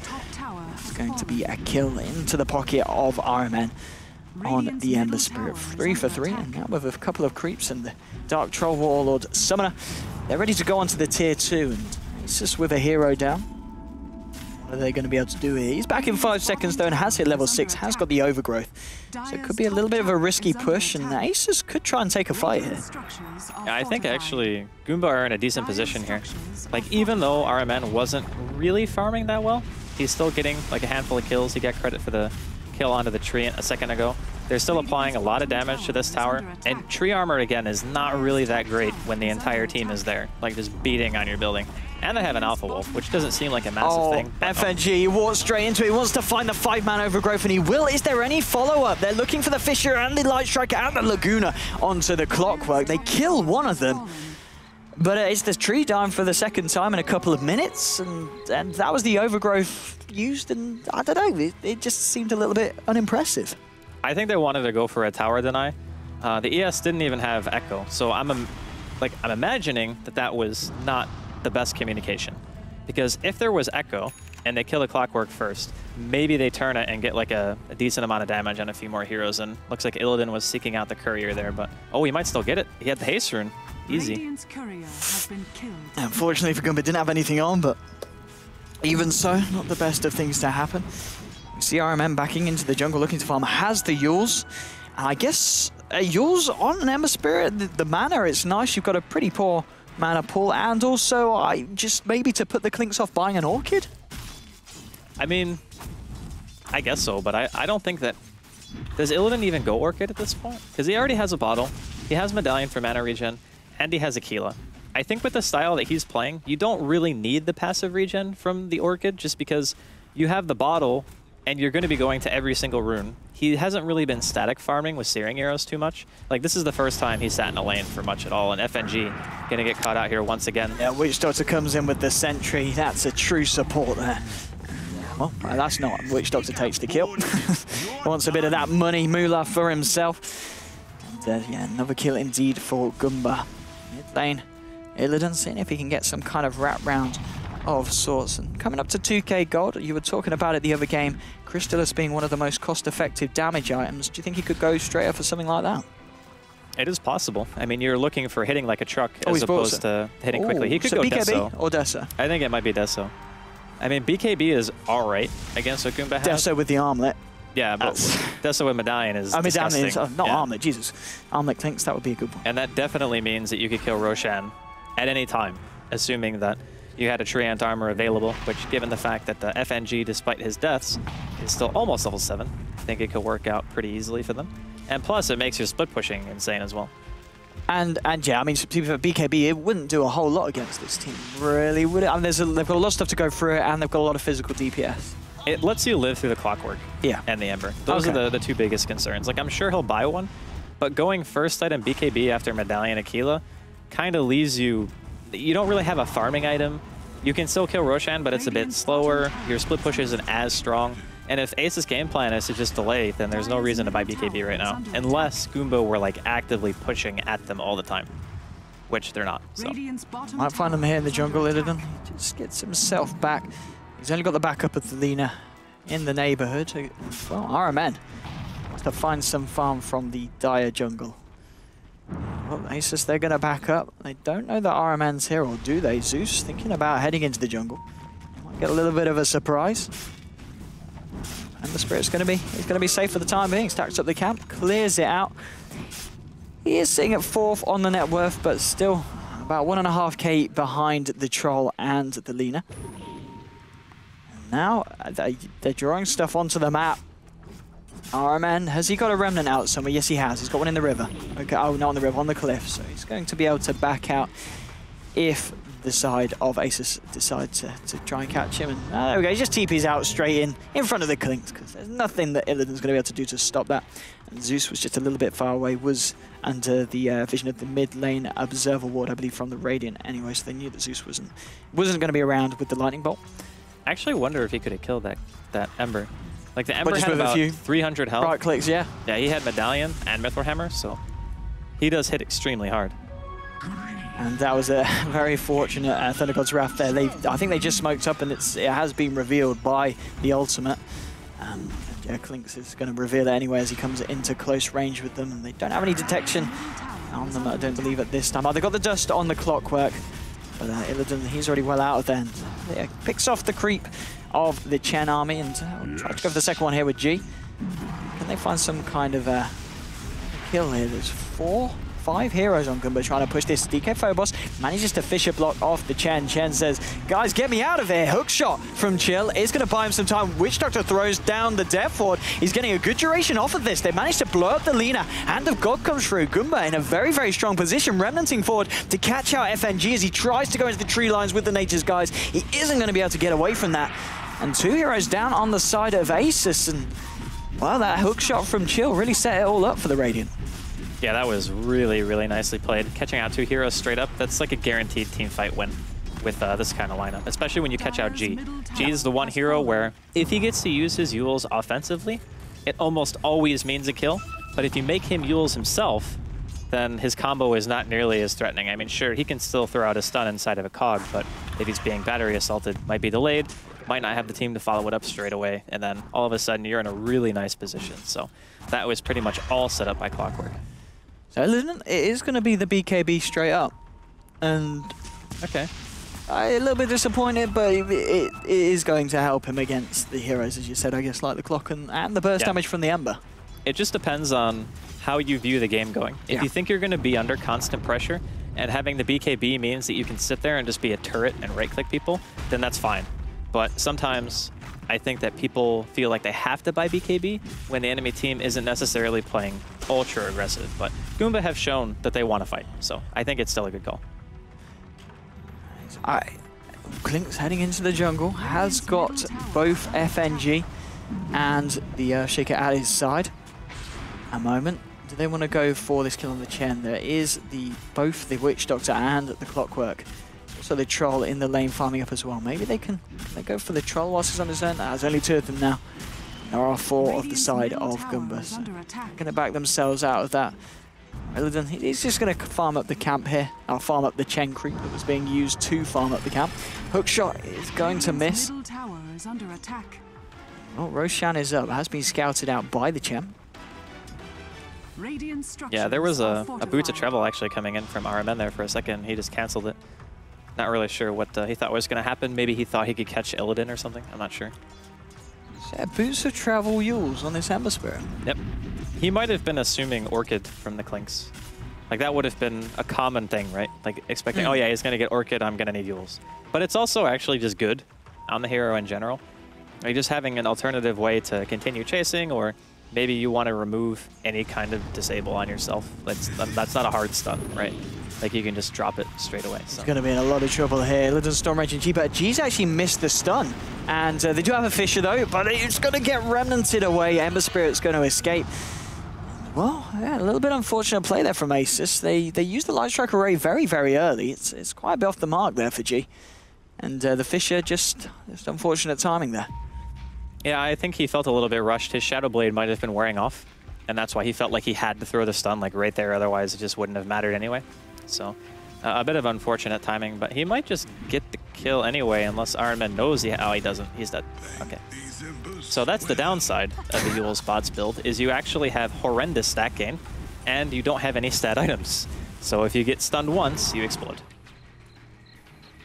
Indeed, and that's a nice kill to have on this Ember. Even though the Ember, not really the biggest threat at the moment on the side of the Goomba. It is more this Troll, sitting at over 10,000 net worth at the moment. His item build progressing very, very nicely. Helm, Yasha, Aquila, now working straight towards the BKB, only about 65, so 60 gold short of it. He'll have it on himself then, and with the BKB on top of the Troll, he is going to be fighting fit. And unless Illidan has got some, he's going to have to kite this Troll very, very well. If Troll's able to get his hands and get the bashes through, Clinkz is going to have a very, very hard time trying to man fight up against a Troll with this amount of farm. RMN joining the push on the bottom lane. 5 of them here. He even brought the BKB for his buddy, the Troll Warlord, being a human courier. What a guy. That's really nice, though. Yeah, maybe that will just allow them to get this tier 2 very easily. Oh, he knows he hit somebody. So he knows that there's at least one invisible hero there. Makes a specific noise when your axes hit somebody like that. Okay, I was going to ask. I did not know that. Here comes the push onto the tier 2. Fissure comes out from Shaker, trying to hold them back. Living armor as well. But with the 5 heroes here, FNG keeps wandering in. There is a sentry ward here. He does know it. A hook shot comes through. Will catch him and does from chill. So now FNG gets out. I don't think he wanted that. Death Warder is going to kill him anyway. Lina gets thrown up by the Yules. The damage will continue to fly, and Asus suddenly getting forced right back into their base. Tier 2 has gone down. 8-5, 21, coming up to 22 minutes in. It is looking good for Goomba. Yeah, the push is a little bit strong right now for them to deal with, and oh, here comes Illidan. He's gonna be annoying at the very least. He still has his BKB up and he walks past the sentry, but I do not believe they can catch him. I guess that is the one. If we look at, other than the fact that they've got the Clockwork, there's nothing really to hold the Clinkz in place. If he's able to slip away, he's gone. Unless you're able to chase him down with a hook shot. The bashes from the Troll are going to be hard to get off on him. In fact, well, here we go. Illidan coming back in. Chill. It's still got this sentry here. Will be, it's not going to be taken down. They don't have any vision detection themselves. Asus, Chill, just doing his best to keep this Clinkz away to make sure it doesn't come in for the steal. Any vision inside the pit. And there we go. Aegis is going to go the way of the Ember Spirit. They popped a ward down. Nice Echo Slam they're catching for Fissure as well. And suddenly, bam. Asus are attending the fight. 3 heroes fall. And wow, that suddenly, we're kind of, the Earthshaker taking a bit of a back seat, and when he needs to make the plays, he needs to make the plays. They might even find more here as well, as G with the Shadow Blade chasing down this Chen through the Radiant Jungle. He's gone to take a creep. That was a mistake and a half. Illidan's going to be there for the funeral. The kill will go the way of the Clinks. And I think it's a little bit of what we saw in the first game, where Goomba had a great start. When the team fights kick off, Asus, they get the superior jump in, and they turn it into a 4-hero wipe. Honestly, whatever they're paying DK Phobos, it ain't enough. Because that was like that was the game changer. It really was. I mean, to be honest, I thought it was a bit weird that they gave the Aegis to the Ember. Like the troll, like net worth wise, is already worth like 10 times more. And that's the hero where when you're pushing, you want him to be able to die once, get up BKB, and then ulti, and then fight. Because that way you have a better chance of either escaping or making something big happen. But they gave it to RMN. And I feel like they're regretting that decision right now. Because honestly, like, it's a Yule's bot's Ember. His damage output is basically only through his Flame Guard and his ability to land Searing Chains. Whereas Troll, as long as he can hit somebody, he's going to do a ton of damage. So, I don't know. I think that's a little bizarre for me. But other than that, really nice play coming out from Asus. You can certainly see how the Echo Slam has swung those graphs, both of them the XP and gold, now heading towards 4K advantage. I don't know, 4K over in terms of XP. Gold-wise, a little bit behind, but still 2K the way of Asus after that fight. 9-8, 24 minutes in. Net worth still favoring the Troll, but Lina and Clinks are very much hot on his heels. And DK Phobos fairly stacked for the Earthshaker that he is, thanks to that Blink Dagger, 4 staff, 500 gold in the bank. Coming up to 25 minutes in, looking at the drafts, is it getting to the point where Chen, he's just not going to have a good game? Well, I think he's done a decent amount. Like, even little things like walking mid, stopping G from getting like total free farm and just annoying him with creeps, making sure they can push into towers. I mean, almost every outer tier tower is dead right now on the side of Asus, and it's only 25 minutes in. So as far as Chen goes, I'd say that's probably one of the better things that you can do or have accomplished at this stage. Now, he can use his creeps later on to split push if he wants to go Aghanims and buy like other things like that to just like pull creeps to base, push in another lane. You can do that too. And they have a bot's Ember. So I think that the lane pressure is going to be key now. Okay, Ember now with 2.1k gold on top of the bots and the Yules. What do you go for now? Is he going to need to pick up something like a BKB for himself, or would that be hindering his growth too much? Honestly, like BKB isn't bad at all against what Aces have. It just makes me feel like if you have Yule's BKB, you don't do any damage. Like eventually, your Flame Guard and your Searing Chains are not going to kill everyone in Aces. And you're going to have to rely on like your Witch Doctor to have an Aghanims or something crazy like that, or your Troll to just totally carry. Oh, and by the way, you didn't give him an Aegis because for whatever reason, and now Chill is also going to get caught out by G in bottom lane. So I think right now, Goomba are going to feel a little sense of urgency. It's like, uh-oh, we have made a horrible mistake. Let us try to rectify the situation. Oh, here we go. They've got a smoke on the Troll, the Witch Doctor, and the Chen. Maybe hoping that RMN could act as a little bit of bait here in the mid lane. It's only the Zeus on the side of Asus that is in the jungle. Both the Treant and, well, now the Zeus TPing out back into the top lane, into their own base. Not going to be able to catch anyone out here, but Goomba, they're certainly keeping the majority of the lanes pressured. We see Earthshaker and Clinks working on getting the momentum back for that bottom lane, trying to close that lane in towards that tier 2. And Illidan after the BKB, what have we kind of seen? Nothing as of yet. Coming up to that 2,000 gold point. But he could go MKB. Do you think? Yeah. Or he could just go like a Daedalus or something for pure damage. The nice thing about having BKB is that MKB isn't as necessary, but it does kind of mean that you can just BKB whenever you want. Whereas normally, you would kind of want to save it for when you had a decent amount of uptime on hitting the Troll to make sure that the Whirling Axes didn't actually blind you. So I guess it's up to him what he decides he wants to do. And they're going to be trading towers. I don't know if trading a tier 2 mid is really worth the damage that's being dealt here, because they're not killing it fast enough, and the Power Rangers is real right now. Yeah, Fisher comes out to try and block the fight up. RMN chasing down the Clinks, hasn't got any detection on himself. Maybe he's going to continue to try and catch out this Earthshaker, and straight into the jungles. DK Phobos trying to turn it around, but this is a very, very dead Earthshaker, and there's the Yules to cancel the teleport. He will fall. Illidan Storm Rage on that Clinks did, of course, get out. And as your Aghanims complete on G on the Lina, And suddenly stuff like the old Flame Guard aren't going to be too much of an issue for the pure damage of the Laguna. And indeed, Desolator. The first Mithril Hammer, I believe, was it the second on the courier you were showing as well, Mr. Weppers? It was indeed. He has got the completed Deso. Yep. So he's opting out of going for the True Strike just to make sure that he does the most damage possible. Treant, he's got the Axe as well. FNG. How did he do? He had nothing like 5 minutes ago. All right, whatever. He's like a magician. I'm convinced. He's just like 0 for 5 as well. Nowhere. He's dived 5 He times. hasn't been No involved kills. in a single kill. No assists. I mean, he's been there, but he hasn't actually assisted in killing. A CS, what, 76 CS? 28 minutes. Where's he got this gold from, Gudraskell? I mean, he's punching creeps. He's been in the vicinity when heroes die. He just hasn't contributed to them dying. He's just kind of hidden in the tree line under Nature's Guise. Troll. He's going to get caught by Laguna, and the punches are there, but Chill coming in with a hook shot just at the right time. Hand of God, it means Troll. He's ready to go back into this and get his vengeance on the Lina. Clockwork will find the kill. They did throw down the Death Ward as well, but that is the Lina down for 60 seconds.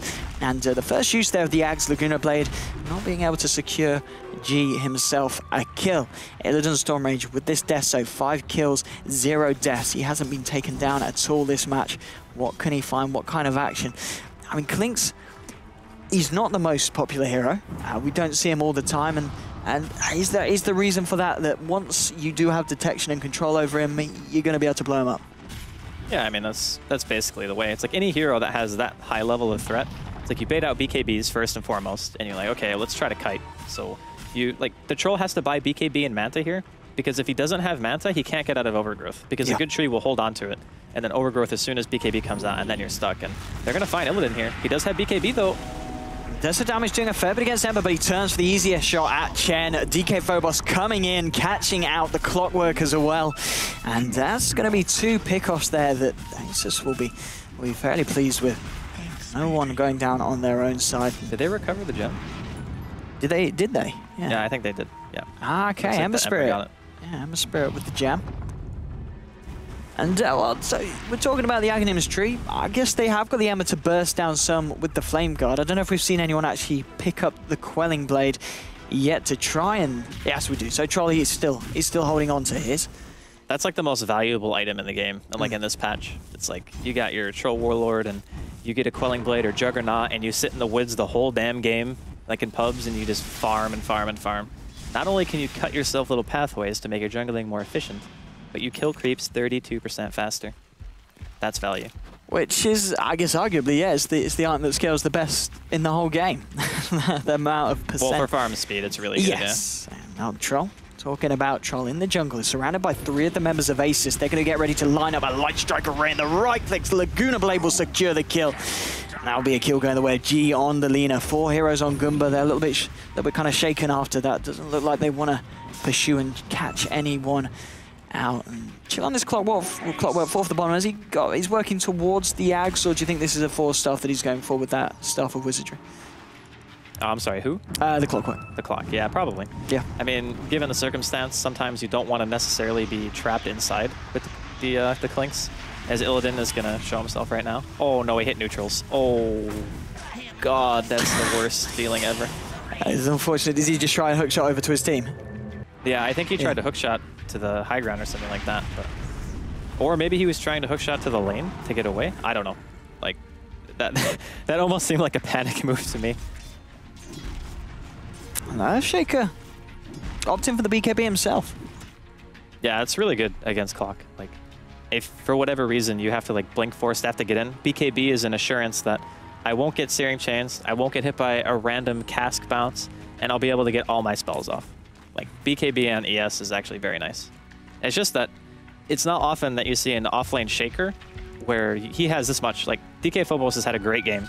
He's only gotten 1 kill, but he's also only died once. I'd say out of all the games today, this has probably been the most passive that we've seen any team.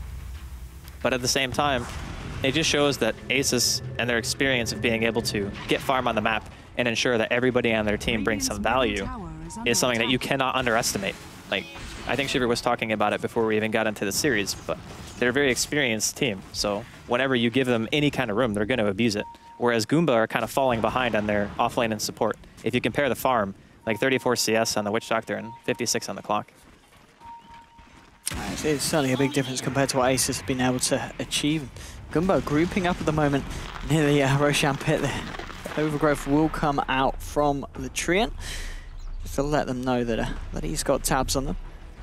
Clinks, Illidan just hanging around on the high ground. They're going to walk into the pit now, and Goomba, they're going to go for it. They know that there's no overgrowth. Asus do have everything else at their disposal, but they don't have the heroes around. DK Phobos will throw in a Fisher from the high ground. A hook shot onto Illidan. Storm Rage pops the BKB straight away and tries to turn and fight. Hand of God and the Cogs is going to ensure that Chill gets out, but there's your Echo Slam holding the Ember Spirit and the Troll in place, but it's not going to be enough to stop the Ember Spirit, or maybe the Light Striker where Array will be. Illidan turns around, gets a punch through and runs away. He'll be able to keep his life intact. No one's died so far. Mech's going to be popped by Chen. And Goomba, they're back up to full health, whereas Asus, they're essentially a man down as the Clinks needs to make a walk back to base. He's got the living armor, I guess, but the paralyzing cast bounces do go his way. Troll heads back to Roshan. Goomba, they want to get this Rosh, they want to get this Aegis before Asus decide to come back into the fight. With Echo Slam down, with the Centaur buying them space and time, the side of Goomba will be able to finish off Rosh. They get the Aegis on Troll, and they get out there. At least they try. There's Yule's Light Striker AG. It's just a Dragon Slave to give him a bit of a tease and a punch, as he'll be able to walk that one off. But 14-10, overgrowth as well. Just to hold him down again. Manta it popped straight away, so Trolley's not got any time to be wasting, standing about. He's top of the net worth still. And Lina and the Clinks only about 1.5 though. Storm Rage, he's looking for Chill. He is going to get a hook shot though. Chill with the battery assault. Zinx is coming in on the drop.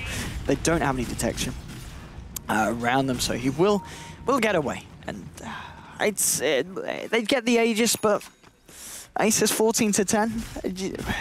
I think it's fine Yeah. for Asus to not get that Roshan. Like, granted, Illidan started the fight having to burn his BKB, like, straight up, and RMN even had to pop his, or not RMN, DK Phobos had to use his Echo Slam just to make sure that the Clinks didn't die, right? So that's already two really big utilities that you're not going to have in the ensuing team fight, and that just means that Goomba get the Roshan for free, so a nice shot calling there. Just realizing, oh yeah, they can't fight, we'll just go in and kill it. It's just a free win for us, and I'm not sure if it's enough to really go high ground, because against the kind of team that Asus have, you're walking into overgrowth, you're walking into potential Blink Echo. I mean, there's a lot that you have to really consider before you can even try to go high ground. And to be honest, this Troll's farm, he's sitting on top of 4.6k gold. So he hasn't actually spent anything on another item that makes him stronger, and RMN's going to get exploded by G. Sneaks in with a Shadow Blade, and the Yules into the old 1-2-3 combo from Lina. With the help of Thunder God's Wrath, finds themselves a kill, and also finds themselves that gem back into their hands. Asus now with the gem, it's going to be a lot harder for Goomba to deal with the constant underlying threat of the tree with his Aghanims. Who's slowly but surely getting complete control of the map.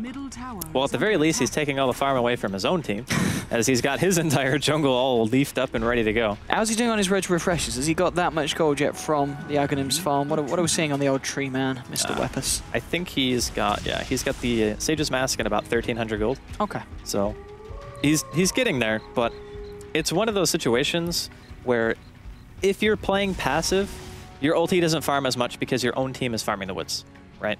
So if they're farming on the other side of the map, for example, or you're playing aggressive, it just leaves all those camps open for you to always be able to farm off cooldown, which is, like, I think the biggest benefit of having that. Like, sure, taking away farm from your opponent is nice, the vision is great, but taking an entire jungle just by one button is, like, pretty good. Decent ability. It's certainly not bad. BKB the item of the day. Lina picks herself up one as well. Troll will be clearing up the Ancients. And now with the BKB on Lina, can really go head-to-head in these team fights and not worry about heroes such as the Clock causing issues in terms of trying to get those spells out. And with 37 minutes in, it's 15-10 at the moment. Butterfly now picked on Troll on top of the Manta BKB. So indeed looking very scary. Asus G, Mr. Lina on his own in the jungle. Is he going to try? Did he want to go for a pick-off here on the Witch Doctor? Is he aware that there's a lot of heroes around? He knows that they have got this Chen pushing in the top lane. And, oh, there's the backup. There's 4 of them up here on the side of Goomba. Well, looks like G's just going to chill out in the jungle away from this fight as Zeus, well, he comes in with a little bit of a tickle with the Arc Lightning, blinks himself out. Looks like they'll leave Earthshaker and Zeus to deal with the defense. We've got inside the Radiant jungle at the moment Klinks. Maybe seeing if he can find anyone on his own. He knows that there's a lot up top. Ember Spirit is here. And, well, a couple of clicks brings him down to half health, but Ember Spirit will be able to walk that one off. And now Thunder God's Wrath into Laguna Blade on poor old Chen. Blown up in the jungle. Echo Slam onto Creeps and Chill, bringing him low. Zinx is with the BKB and the Passage, trying to fight up against the Earthshaker, who will get help out by the hook shot. The cogs were there just in case he was going to try and run away. It's a 1-for-1 so far, and it doesn't look like anyone's going to be able to find any more action off the back of that. And indeed, because they killed the Earthshaker, who was having a pretty damn good game, Mr. DK Phobos, the XP and gold do indeed favor Goomba after that trade. I feel as though they need to try to break base here, though. And the thing is, the Aegis is going to be fading soon. So this troll with his butterfly, it needs to be enough. And honestly, like just taking that much damage alone from a support Zeus at this stage, it makes you already not want to try to go high ground anymore because your Chen was already dead. I mean, look at him. He just going forward, blanking backwards. He's got a Midas. He's actually very farmed considering the role that he's been playing. And that's kind of the story with Asus in their lineup in its entirety is all their heroes have items. Like, the Shaker offlane has BKB Blink Force Staff. The support Zeus has Midas Blink Force Staff. Like, everyone is getting items. So, at some point, like, Goomba, they're falling off super hard. This Chen has had a stagnant inventory for the past, like, 15, 20 minutes. Like, he hasn't gotten anything. So, that's kind of concerning. Also, the Ember, again, going for Scotty. His physical damage output is nothing. He hits for 107 damage. The Treant hits way harder than he hits. Yeah, it's the Ember Spirit has been an interesting one. When it comes to high ground defense, if you know, if he does get another item online, he's going to be able to offer quite a lot in terms of holding onto his base. But at the same time, if he gets caught out by someone like this Klinks, who's got his eyes on the troll at the moment with the Thunder God's Wrath, and a few right clicks, maybe just maybe Chill on the top lane with the hook shot. He knows FNG, well, he knows G at least. No, he doesn't. Shadowblade. He knows that no, he knows nothing. RMN's just going to waltz down with it. There goes the sentry. G. I'm sure he would have been checking that one out, and indeed, he actually cancels the TP as he stays in lane. Thunder God's Wrath's going to scout out the side of Goomba. They know where they are, and that will mean it's okay. Lina knows it's safe to get out now that they've got the vision from the global ult. Yeah, and I mean, the longer the game goes on, the more of those pesky little red leaves we're going to be seeing all over the map. So FNG is going to be able to farm his entire Echo woods. Slam and a bunch there. DK Phobos finds himself a Chen. Earthshaker with the swag, making it happen. Oh, he's going crit as well. He's going for the crit shaker. Okay, well, that's something that's always a good bit of fun to see. Illidan has got that scythe complete. So now, I mean, can Illidan, maybe apart from the troll, can he kill most heroes on the map just in a 1v1 if he gets the jump on? Absolutely. Yeah. I mean, even if it is the troll, normally you would say just buy an MKB, but now he has Hex, which disables evasion. So, I mean, you can still miss, but since it's a debuff applied to your character as opposed to evasion, which is a passive on the enemy hero, it's a really nice item either way. So I think that his damage output, like you said, partnered with a Zeus ulti, it's going to be enough damage to kill basically anybody. Okay, and FNG pushing down the mid lane has got that first Oblivion staff complete, working continuously towards that refreshes. Top lane, you've got the Lina continue to farm after the BKB. She's got 2.67k coming up in her bank as well. Does she go for a scythe also, or is there something else that the Lina could benefit from? Okay. Something about the scythe. They go and he hasn't even used it yet. He's still got it available. The BKB means he can fight up against this this Clockwork, but the Death Ward it's just going for him, and there's nothing he can do trapped in the cogs. So it is a double kill for the Klinks, but wow, Troll Warlord actually getting the kill as well at the end. So he gets a nice bit of a killing spree gold there. G getting used up, and they've got the couple of sentries here. He's going to try and TP out. They need a bash. Come on, Troll, they need a bash. They need a bash. They're not going to get it. Zinxis a bit unlucky there with the old RNGs. Yeah, pray harder, basically, is what it boils down to. But I think, honestly, like the fact that Illidan ended up getting out of there with, what, 2 kills I think he got? Like, he killed the Chen and he killed Clockwork before he went down. Granted, his streak was worth a lot. I still think it was fine. Like, at first, I questioned the idea of hexing the Clockwork there, but then I realized that he had nobody even close to saving him. No. So if you wanted to survive, you would have hexed the Troll or the Witch Doctor, but he wanted to get a kill, so he hexed the Clock to make sure that he couldn't walk far away enough to get out of range. So it was still a good call in the end, even if he was playing a little manly. But I mean, again, the minimap is just covered in nonsense. Like, it really, I mean, it is getting to that point where it's not only hard for Goomba to play, it's just goddamn annoying. Asus, they're going to know exactly what Goomba's up to. They're just getting out-farmed. Like, that's the reality. Like, every single thing on the map is almost to a point where it can be killed with a tree and ulti. And the stuff that isn't, you have Illidan usually in the opponent's woods just trying to find other creep camps to steal or kill a Chen randomly, or sometimes a Chen and a Clockwork. So it's a bit worrying that Goomba have not yet been able to end the game. It's possible that they're waiting to make sure that the troll gets like maybe one more item and then potentially picks up like an Aegis. So maybe he finishes Satanic and then he gets an Aegis where his TP is, and then they try to break base. That could be what they're planning for. Yeah, I mean, I get with a troll on your team, there's always the potential, if you take a good team fight, to do so much damage. And indeed, in the Radiant jungle, Chill, Zynaxis and Eid are going to be able to find a very nice kill yet again on the Kling. So that is the second time he's gone down in the last couple of minutes. And kind of off that bombshell, they head towards Roshan, which I believe is going to be up any second indeed. Come on, stick around, Zinxis. You know it's going to be appearing. Stay in the pit, my son. And they got that sixth sense. There we go. He can sense it. There he goes for it now. He's got the bonus damage from that pack leader. FNG. You're going to find RMN. But RMN, with the build he's got, hasn't really got enough damage to just kill a tree on his own. Trees just walks it off. And, well, oh, he stops the echo. Wow, what a player. Might still be dead, though. No, yeah, Ember. I think you're right. They come in. He throws another remnant out, and he's going to get trapped, actually, on this cliff. But, yeah, he's got one more. Okay, he's used two. He had the third. Gets himself out. But even so, look at that difference. Asus, 12k, went up to 20k in terms of experience. It's 45 minutes in. And Refresher's Orb now onto the Treant Protector, so it's going to be very, very hard for Goomba to push back out. We've started to see Asus with the tree do it on the top lane, where we're seeing all the trees being taken over in lane as well. So as well as just taking the jungle camps, suddenly every lane is pushed back to square one. Yeah, I mean, even more so, like, if he gets more on bottom, especially, that's going to be the point where it's like, all right, this is just like, really? Like, my whole creep wave dies because you hit R?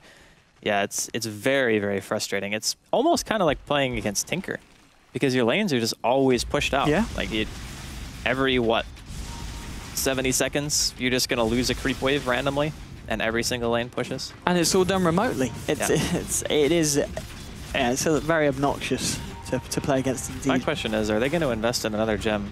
Oh, yeah, they do have it. They've got it on the Ember, yeah. So I would be surprised if they didn't just start running through the woods and killing all those things, because it does take away a lot of what the map control Asus have over that particular area. But they could be thinking more along the lines of, we now have our Aegis, we bought bots on our troll, we're looking to either pressure or take a team fight and defend high ground. I mean, look at this, yeah. Asus have outmaneuvered them here. Yeah, they found themselves in a position where they're on the tier 3s. The fortification comes out. Hookshot is going to be just a little bit too short. And Goomba do come back eventually. Aren't able to catch anyone out, and Asus have done a fair bit of damage to that tower. Goomba, they didn't find anything in return on the top lane. Yeah, Witch Doctor's got his axe, and he's got 2.4k gold on top of that.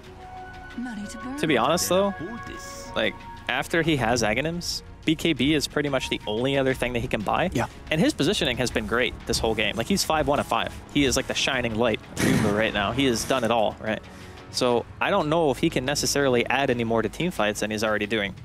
Like, having maybe a BKB is just safety, but he needs his Ember to do damage. Like, he really does. I mean, Ember, how much gold has Ember got now? Is it 1.8k on top of the Scarly? He's got no wave clear. It takes forever for them to push out a lane because they have no hero who actually just kills creeps quickly. Like, they can cask it, I guess, but the troll doesn't really have any AoE. They don't have a Magnus like we saw earlier. they're going to try to go for Phobos. There's going to be a bit of a fight up here, and Echo Slam actually just catching it out. The Troll pops the BKB. He's ready to fight. Overgrowth holding the Ember Spirit in place, and that is your Ember Spirit gone out of the fight. Fisher comes through Death Ward. It's going to be a bit too far away. FNG takes a few punches from it to the back, and now the fight kicks off with Thunder God's Wrath, bringing them low. 2 heroes down already on the side of Goomba. Illidan looking for more with a right-click Desolator hits, coming down onto Witch Doctor. Xyxis, he comes straight in, gets stunned out by the Fisher. Aegis will be popped. Asus want to go for round 2. Illidan just focusing on clearing up the creeps, and now with the Light Strike Array, with the punches, DK Phobos, can he get the stun with the Enchantodium? Yes, he can, but he just gets sent back by Chen, so Troll's going to be all right. Looks like they'll lose the Witch Doctor as he gets Yulesed up. Light Strike Array and a punch and a slam. Clinks finish it off. 22-13, 3 heroes down on the side of Goomba.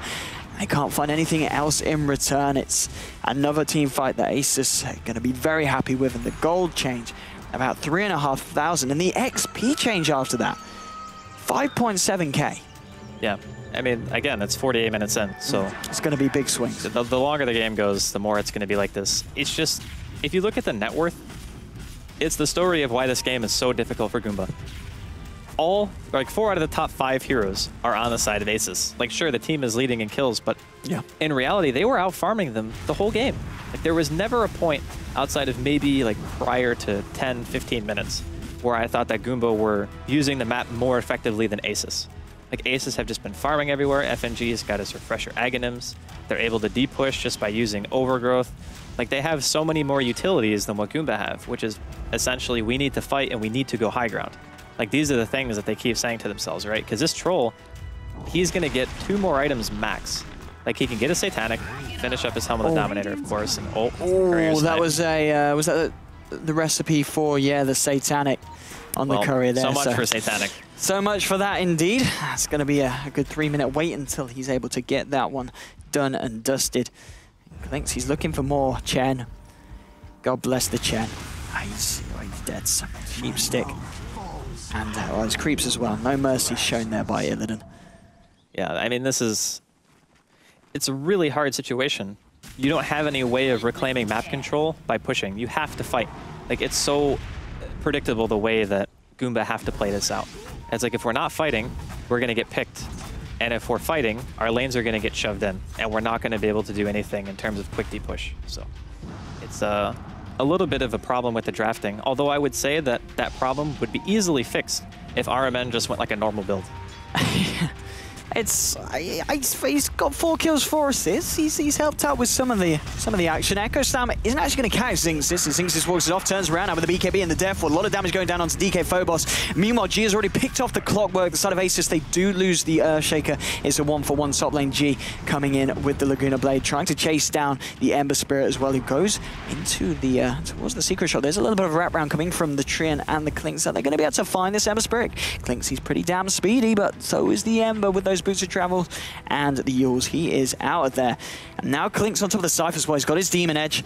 He's going to be punching even harder very, very soon. And it's going to be a Blink Dagger picked up for the Trian on top of the Refresher Ags. And I mean, to be fair, on top of the Refresher Ags, you're pretty much done it. It's kind of up to you what you want to go for. Is there anything that the Trian really needs on top of that?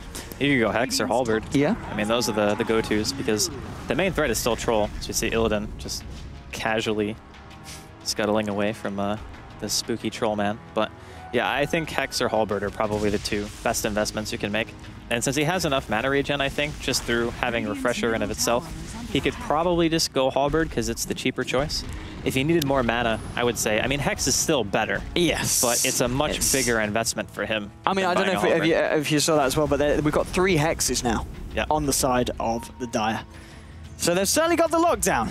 The RMN needs to be careful here. Little Storm Rage. I think he's going to look for a kill. Scyther fights into the Desolate hits. Thunder God's Wrath comes through as well. Overgrowth's going to catch out Witch Doctor. I don't think he's going to be able to run away from this. He has got the Ghost Scepter, so yes, he is going to be able to get away.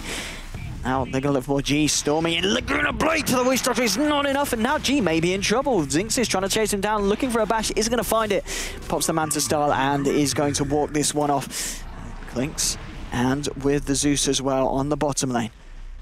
Can Illidan Storm Rage look for a fight? They're 1 man down on Goomba. But it is just the Ember Spirit, and Ember hasn't been able to do too much anyway, so it's not the biggest of losses for the side. And that's the troubling thing. Yes. When I you're mean, it down- shouldn't be like that, but When your middle player's dead and you're like, it's not really that big of a loss, and you're kind of like, he had a very tough laning phase. I would actually say that playstyle, he did great. Like, he played the hero extremely well. I just, the Yules had to have been an impulse decision on thinking that Illidan was going to have an Orchid. That's the only thing. The only explanation you can think of, And even then, you can just click on the hero and be like, oh, he bought a medallion. And then you know that the Orchid's not going to be coming for at least another 10 minutes. Double damage on the Clinks. He doesn't want to fight the troll, though. He's just going to farm. He's looking for a bit of fun there. The courier's back. Satanic is now complete on the troll. So troll is pretty much getting to the point where he's capped out. He's still got that final slot that he's holding the cheese in. I suppose on top of that, now complete Satanic Butterfly, BKB Manta, and of course Boots of Travel. 53 minutes in. We haven't seen either team break the base, get the tier 3s.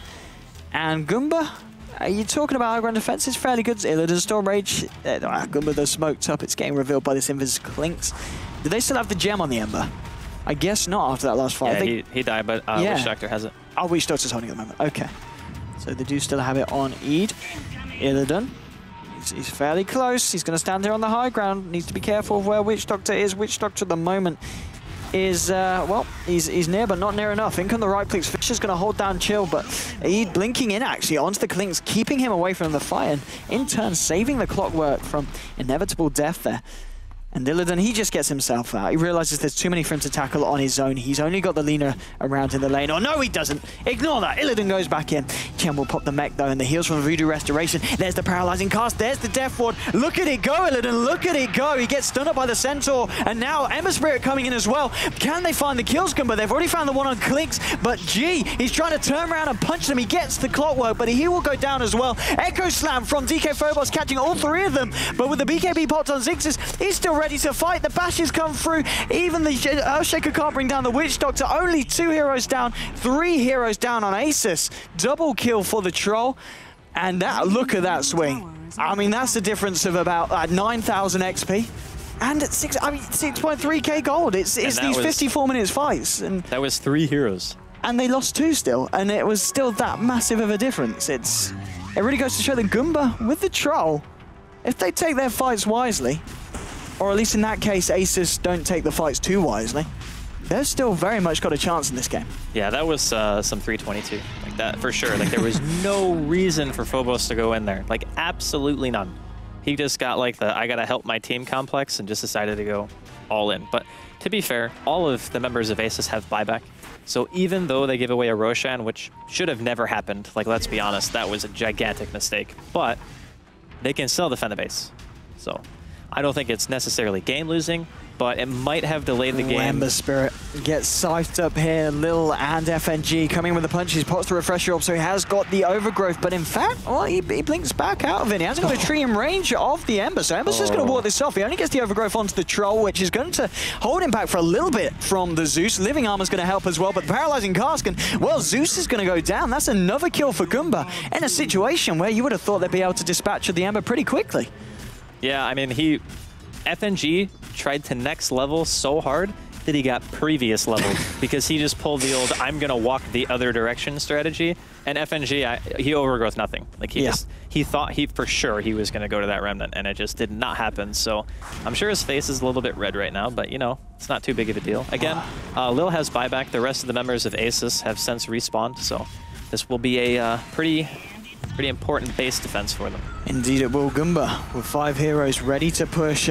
Moment gets scythed up. The Clink's trying to take him down, but now Chill coming in from the low ground onto Storm Rage. Storm Rage gets himself out of the cogs. BKB has been popped. Paralyzing cast bouncing between the members of the side of Asus. Goomba, they're going to collect themselves, gather, and maybe look to go in again for another push. They're ready to fight again. Looks like they're not. Troll heads to the mid lane, wants to try pushing out that lane, keep as many lanes as they can close to the base. Meanwhile, RMN, Echo Slam, Laguna Blade, everything gets thrown down onto the Ember. No, a moment gets caught as well by the overgrowth of Fisher. That's going to be a second kill, and now Somersault, he's content. He wants to try and clean up. Illidan Storage getting bashed up by the Troll. Troll is going for this kill, and he will find it. There's a 2-for-1 so far. Ember Spirit, he buys back, remnants himself back into the fight. G getting hookshot by Chill. He's caught out at the top lane, uses himself, but it's not going to be enough to save him. him. Oh my goodness, I'm banging my mic. He will go down. 3 heroes down on the side of Asus. DK Phobos and the Treant left to walk back to their base.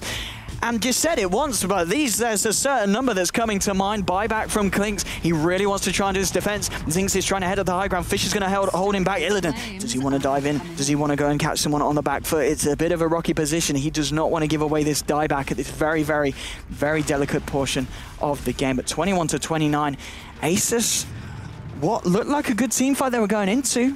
Goomba come out on top yet again. Well, I think they underestimated what a troll can do when your team has no BKBs left because you had to use them all when Chill went in. So when he hook shot to the high ground, I think 2 or 3 people of Asus BKB'd, and then the Clockwork just 4 staffs away. So it's okay, I baited BKBs. My hook cooldown is not really that long, no big deal. And then they chase outside of base against a hero who has an Aegis and a cheese as well. Like, I don't think he was carrying it, but somebody else on the team probably had one. So that was like the only decision that they could have made that would have resulted in them immediately losing racks. When you're taking a base defense and the enemy team has Aegis cheese, you don't pursue when they leave the base unless you know you will win. And in that case, it was like the troll was still at full health. He hadn't even lost his Aegis. You had no BKBs up. They had like no business chasing that. It was just a very silly mistake. And I mean, you said it earlier, but it is ridiculous. If you look at the net worth, you've got the troll, and then you've got the entire set of Asus, and then the remainder of Goomba. They're just so far behind in comparison. It's almost like Troll's playing on another team. I mean, what is going on with that? I think he's been alive for every single kill.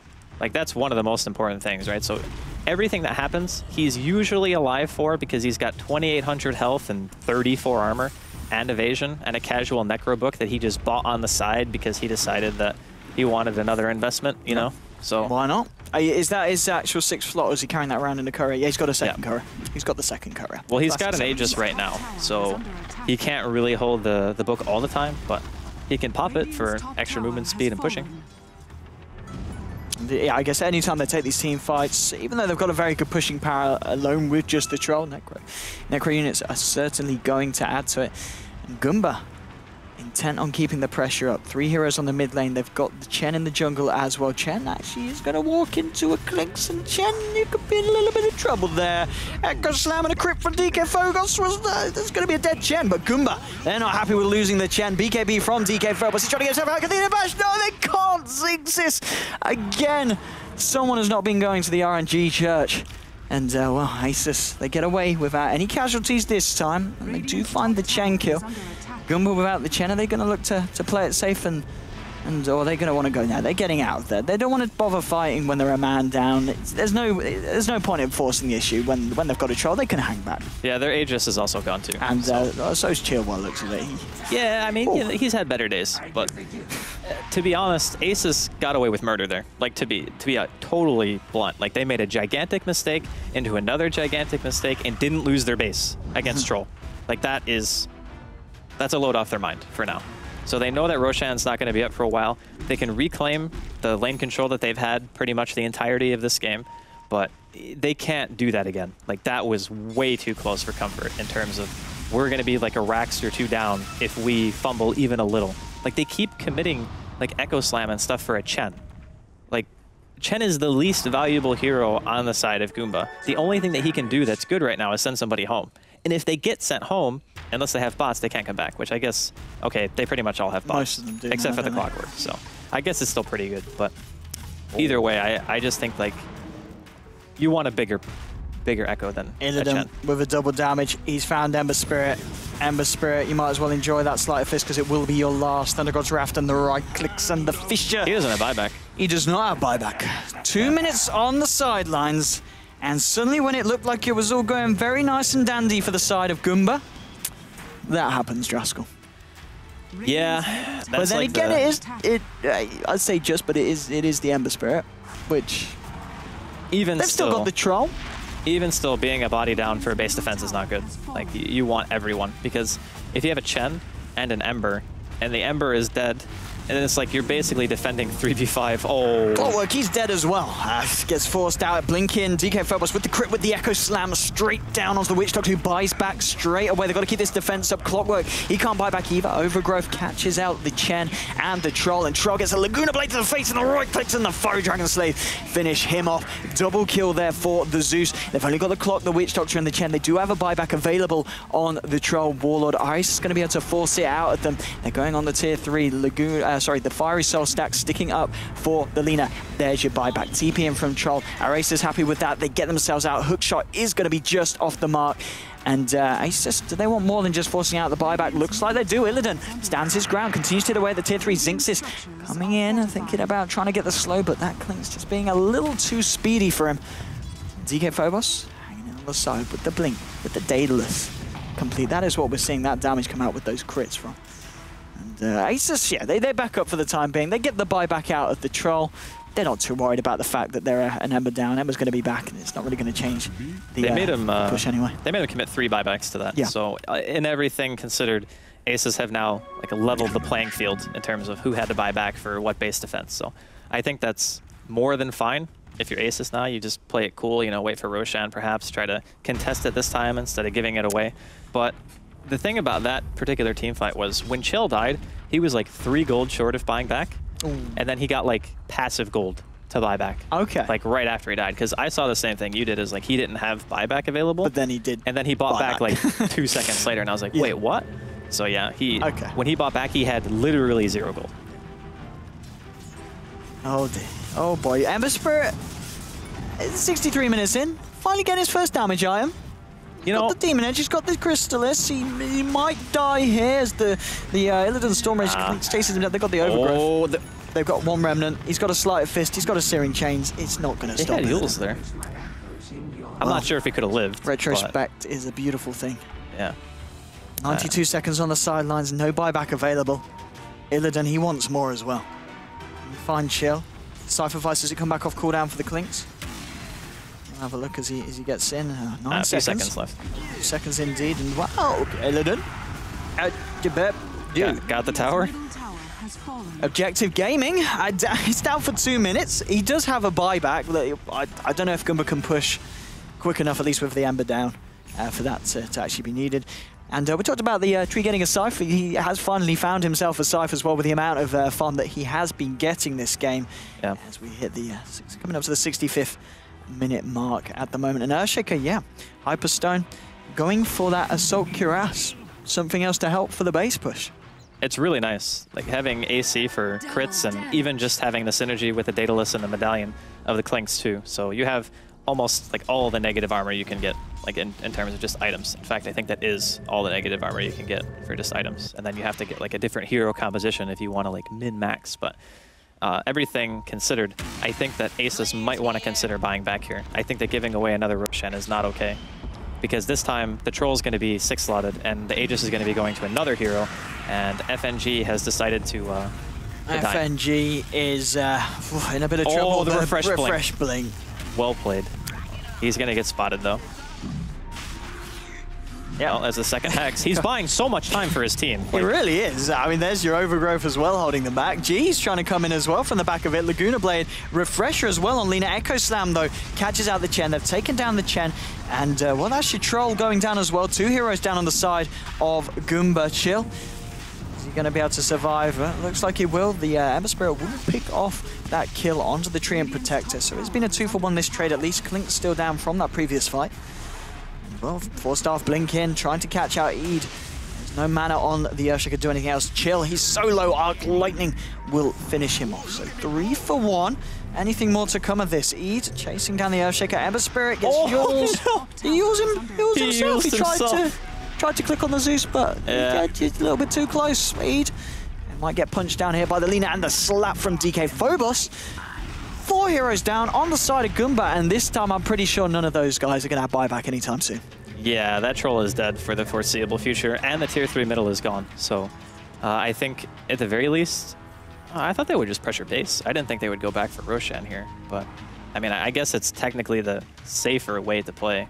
I think Illidan wants to go straight base though. The only person who's alive is Ember and Chen. They can't kill him by themselves. There's no way. I think he's just going to go like straight in for a creep. No, he's going back. Really? Wow. Okay. Maybe they think Troll has buyout. I don't know. Because they know for sure that Witch Doctor and Clock don't. Yes. But they should know also that the Troll doesn't. So I think they could have Raxed there. The Troll is just because he's short of gold. Yeah. Or, yeah. I guess maybe because if they Rax first and then go back, there's potential for the Troll like being able to bot in or something. But they killed that really fast. It really, really did. Aegis and Cheese now under their belts. It was still a good 20 seconds or so until the Troll's back. They could try and push this one in. RMN, he's backing up, playing it safe on the top lane. Has got the completed Daedalus. Assault Cuirass now onto the Earthshaker, and I believe it was because the Earthshaker was also waiting, so he has the buyback gold, which he has now got, of course, on top of that completed Assault Cuirass. Illidan leading the charge onto the tier 3. It's going to go down in a couple more hits, or not actually, because he hasn't got any creeps. Now he has. Now he has backdoor regeneration. Has gone out the window. There's your tier 3 tower. Troll is back, and so's the Clock. They're only missing the Witch Doctor for this defense, and Troll is getting set back. I guess they didn't want him to go in. Must be why that happened there. Tier 3 on the bottom lane will go down to the creeps. So now we're seeing a fair few of the racks exposed. Illidan Stormrage, he's going to get Yule's up. Zinxis, hook shot there from this beautiful man here on the Clockwork, and Aegis will be popped. G punching away at Chill over the cogs. Illidan's going to be back for round 2. BKB is popped by both of them. Tried to get a bash, get a bash, get a bash, get a bash. Doesn't need it. Clinks is dead now for 100 seconds. Has got the buyback. And the Gozrath comes through, but it's not enough to stop RMN, and Zinxis looking for the leaner, and they're going to find G as well. Gets the Laguna played out, but it's not enough to bring down the Ember Spirit. Zeus, he's doing his darndest to try and push down these racks. He's got the backup of the Earthshaker and the Treant. There's your Echo Slam and the punches to bring down Chen, but Troll, he's going to be able to find something in return, or is he? Hasn't got that BKB, of course, has already been used this fight. DK Phobos, Nature's guys are going to help him. There's going to be the hook shot, and they have got enough damage to bring him down. FNG and the Dreamlight, I assume they have got detection on one of these heroes, and they must do indeed, because FNG is effing dead. And 4 heroes down on Asus. Goomba, again, turning these fights. I honestly think that this is just hubris from Asus. Like, the way that they're playing it doesn't seem like the normal team that I'm used to looking at, you know? Or I'm used to watching. Like, it's really weird, because normally, if a tier 3 is dead, and your Klinks is alive, and the Troll is dead for a minute, you just go and you kill mid. Like, the Roshan would be there when you get back because all the lanes would be pushed, and if the enemy team smokes, you're going to know because nobody's defending their base, right? So it'd be obvious. Yeah. But they went for Roshan, and then they fought into a 5-man squad of Goomba. So I don't actually know why they did that. But, well, I don't know. It's Asus, they're still arguably in a very good position. Yeah, of course. They've broken the base, but I'm not even saying they're behind. No. I'm just saying that their decision-making in the last, like, 10 to 15 minutes has been weird. And now Troll, he wants to try and force out some buybacks here as he comes in onto the tier 3 in the mid lane. Zeus doing his best to bring the creeps back with the Arc Lightning spam. I don't think anyone's going to want to buy back yet on the side of Asus. Arman's here as well, finds the Searing Chains onto the Zeus. Illidan Stormrage comes in, actually pops BKB for that one. And to get the hit through, Cypher Vice onto the Troll. Troll's ready to come back in for round 2 as the racks in the mid lane are now open. And potentially, are we going to see the first racks going down favor the side of Goomba? There's your Overgrowth, a Hand of God in return to pop them back up. Zinxis has popped the BKB. He thinks about hitting the racks. Refresher from FNG. Overgrowth again. Zinxis fairly low now, getting caught out by Summersol and DK Phobos. Illidan trying to close the gap so he can get that physical damage through. But Goomba, they're going to be able to back out, create the space between themselves and Asus. Now maybe Asus with a full 5-man, ready to power straight down the mid lane. They don't have the Overgrowth, but they do have the Echo Slam. And the God's Wrath has also been used. And, well, a moment. Is this actually going to work? That is like, that is some next level juking by the Chen. It's fine. No, I mean, they're on Rocket Flare. Yeah, Jesus. that's his team. I was getting scared. Everybody in the studio just went, whoa, and I was like, wait, they're on the same team. Oh, Chili's certainly not on the same team as Illidan, though. The damage coming through. Illidan getting the cards in the face. Laguna Blade will finish the job onto the Clockwork. 80 seconds down. Refresh Absorb on this Troll, Mr. Draskell. Yep. I mean, refreshing BKB is really nice. It's still like 55-second cooldown. That's still pretty long when you're trying to fight. And make sure that your base doesn't just flop over. So Chen, it was an admirable a bit of stealthiness in the Roche pit, but the convergence. he's going to get taken down on the way back. Illidan, another kill there for the Clinks, 15-6, 9 assists. His Clink's been doing a lot of work, but 72 minutes in, this game's quite a lengthy one, which we've come to expect from Asus.Polar in the past. They're pretty much suited to these kind of games, and they are in a position where you can very easily take it if they take one more team fight. But at the same time, Goomba, recently, they've been doing a sterling job at keeping their base intact. Honestly, I think that Goomba have had way more room in this game than they needed to have. Like, I think Asus could have ended the game 30 minutes ago. Yeah. So, I don't know. I think, obviously, Goomba are playing well, but as experienced a team as Asus are, it's really shocking to see some of the stuff that they've done this game. Like, they're fighting in 3 different lanes at the same time inside of the enemy base. Like, it just seems bizarre. They fought when they knew the troll didn't have buyback, killed him. Like, FNG had some disgustingly good plays in the Roshan pit, and I was like, that's game. Like, right there. Like, they killed the troll. He was dead for, like, 110 seconds. And by the time Illidan was towards the base, it would have been about a minute left. No one on the team could buy back, and they were just like, let's just wait. Let's look at Roshan. Well, Asus, it's interesting to see what they're doing at this point. It's 43-27. The gap is certainly closing between the two teams. I mean, certainly the Ember Spirit, who's not been doing a lot all game, he's going to be able to keep the defense up pretty well with the damage he's picked up in forms of the Daedalus and the Desolator on top of the Skadi. 3.8k gold to boot as well on top of it.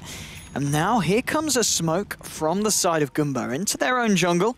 It's going to be very hard to catch anyone else out, especially when the Thunder God's Wrath comes through and they know exactly where Goomba are. So, Asus, well, Zeus, are you going to play it safe after you knew that there was smoke? Yeah, he's got a blink. He's fine. He's chilling.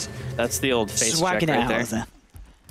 It's fine, though. Like, this is a call I think that Goomba kind of needed to make. Like, their lanes have been pressured in for so long that eventually you kind of have to go for kind of a YOLO play and just hope that you catch somebody, because that way, as soon as one hero dies, you know that all you have to do is send like 1 or 2 people back to base to push the rest of them off, and then you're like, all right, well, now we have regained some semblance of map control. But the biggest plague this game, honestly, I think has been FNG. Like, he's just kept the entire map covered in leaves. Like, killing all the creep camps, just farming up a storm. He's actually worth more right now than almost the Ember. Like, his net worth is almost equal to RMN as the mid player. Going on the Ember, finds the kill. He might be able to find Witch Doctor as well. Goes Scepter, Overgrowth, stopping the TP. Oh, Death Forward is in. Woo, that was over pretty quickly. Laguna Blade to the face there. He tried his best. He did. It wasn't enough. He was going to die no matter what, so he did the only thing that he could do, which was just dance the dance of his people and, you know, hope that that was enough to get him through the hard times. They do both have buyback, the Witch Doctor and the Ember.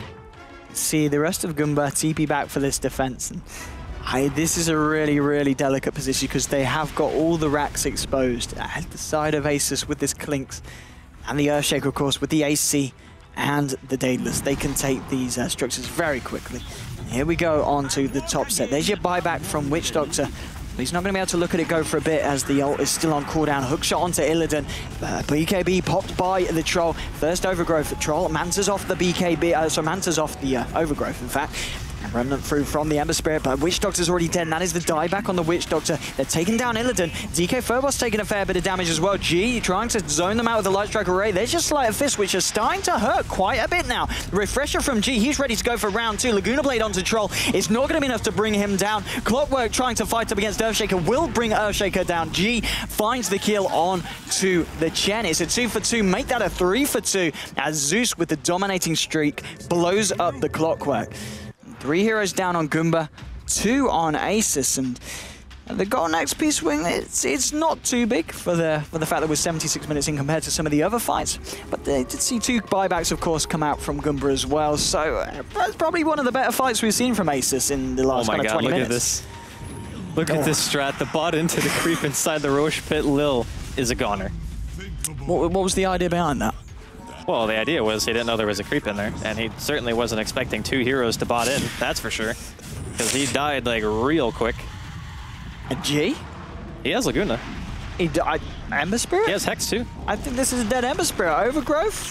He's going to be able to Remnant out. G can't Wait, did he quite not find have Vision of High Ground? the stun was still on cooldown, G. No. Like, he didn't have Vision of High Ground, I think, because he had Hex. I guess he didn't. He might be in trouble now because Zinx is trying to chase this one down. And BKB's to stop the Light Strike array stun. He will continue chasing, and that is a dead Lina. And when I was just saying Asus took a good fight, looks like they were adamant on proving me wrong and throwing away yet another hero. The tree has become the rat. This is now the game plan. FNG will carry this game on his own if he has to. Although, truthfully, I think that G's also played very well. It's just very weird when you get into a game where a double Ag's Laguna Blade doesn't kill a hero. Like, he double Hex, double Dragon Slave, double Laguna, Troll was still alive. And that is Roshan number 6? On to the Ember. They'd certainly done it quite a few times this game.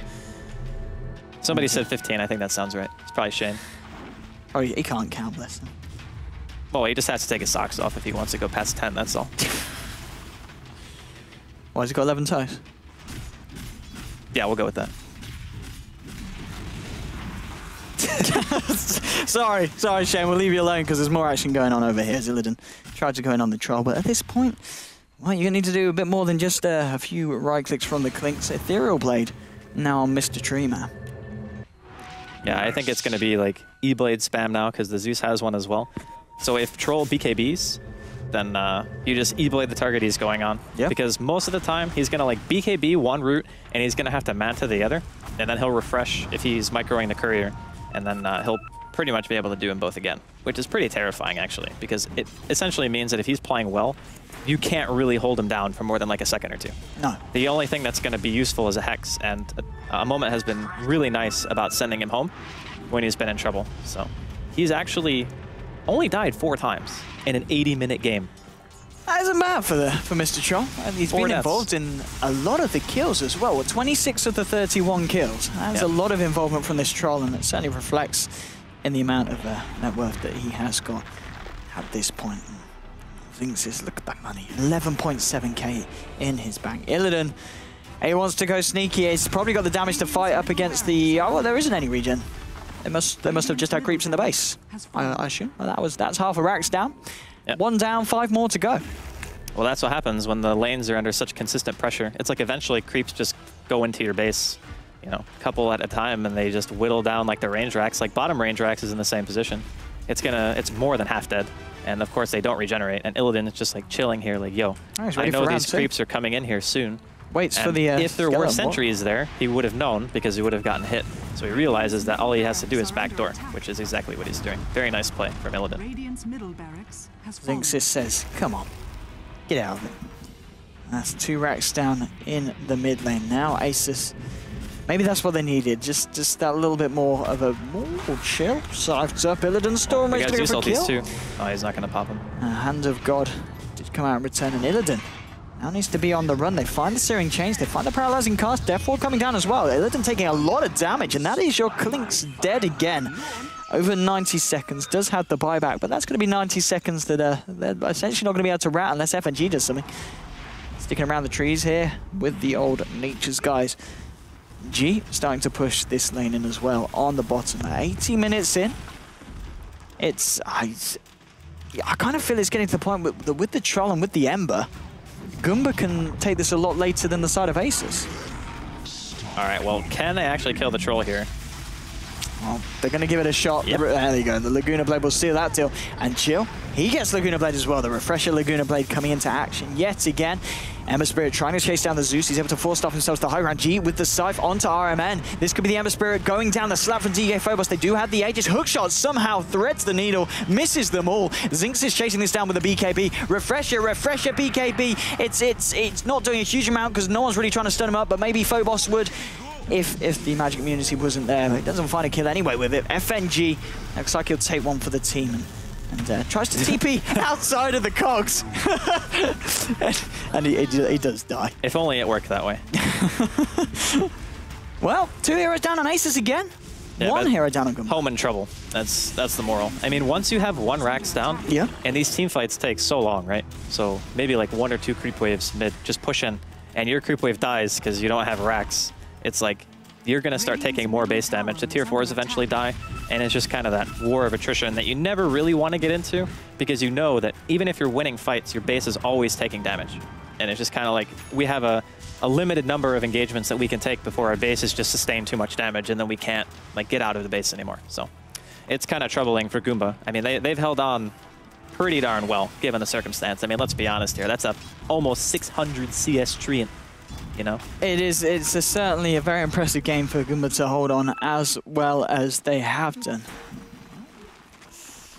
Top lane, Zeus and the Lina trying to push this one in, trying to look to take a second set of racks. Clinks back on the board, working his way through the Radiant jungle. At the same time, we've got 3 members of Goomba powering down the mid. You've got yourself the Troll, you've got the Clockwork, and this Chen. They really want to take a mid rack to themselves.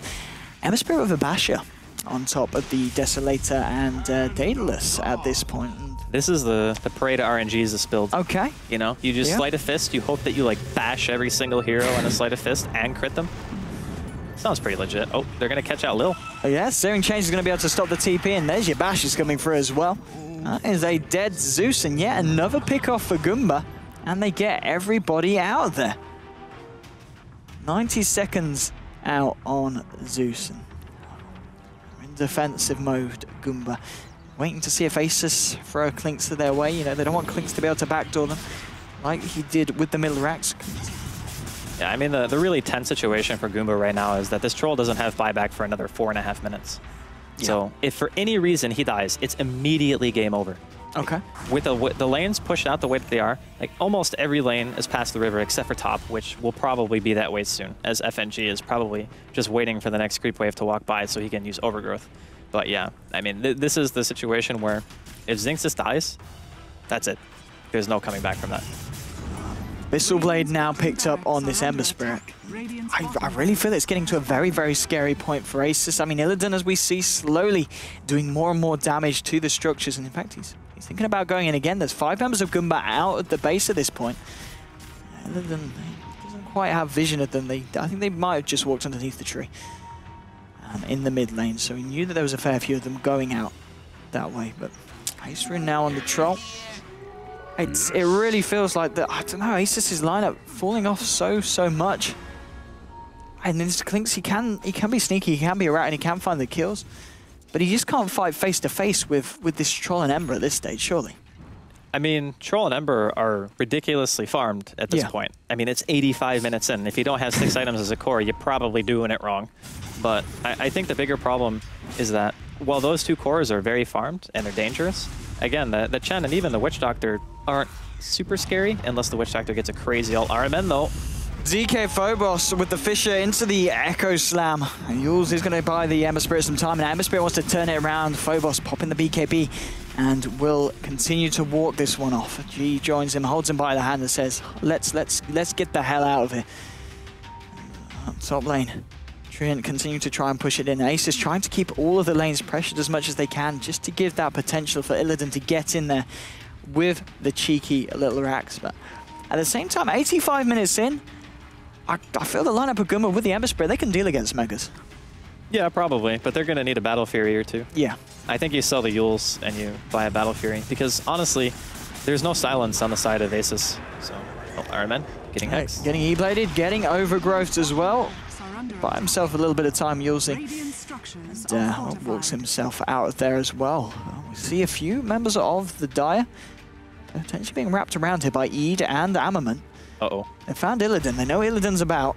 Illidan has got backup in forms of Phobos and this Lina. Phobos is going to TP straight out of there. They can't quite find any stuns or bashes. They throw in the Paralyzing Cast, but it's just a little bit too late to cancel the TP.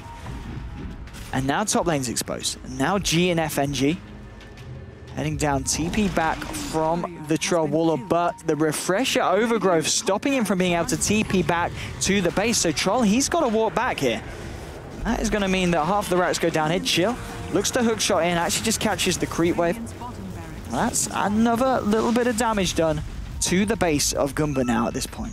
Yeah, and the Courier also died on the side, carrying 11,000 gold worth of items. So I'm pretty sure that was Troll's Butterfly plus something else. It was the Butterfly and the Necro. Yeah, okay. So he doesn't actually have his hard carry item anymore. Okay. He's just sitting in his inventory with a refresher. So he has 3 items in his inventory that do almost no damage. Actually 4 if you want to consider Scotty, because it's just a stat item, which means that Ember Spirit? he's a kitten.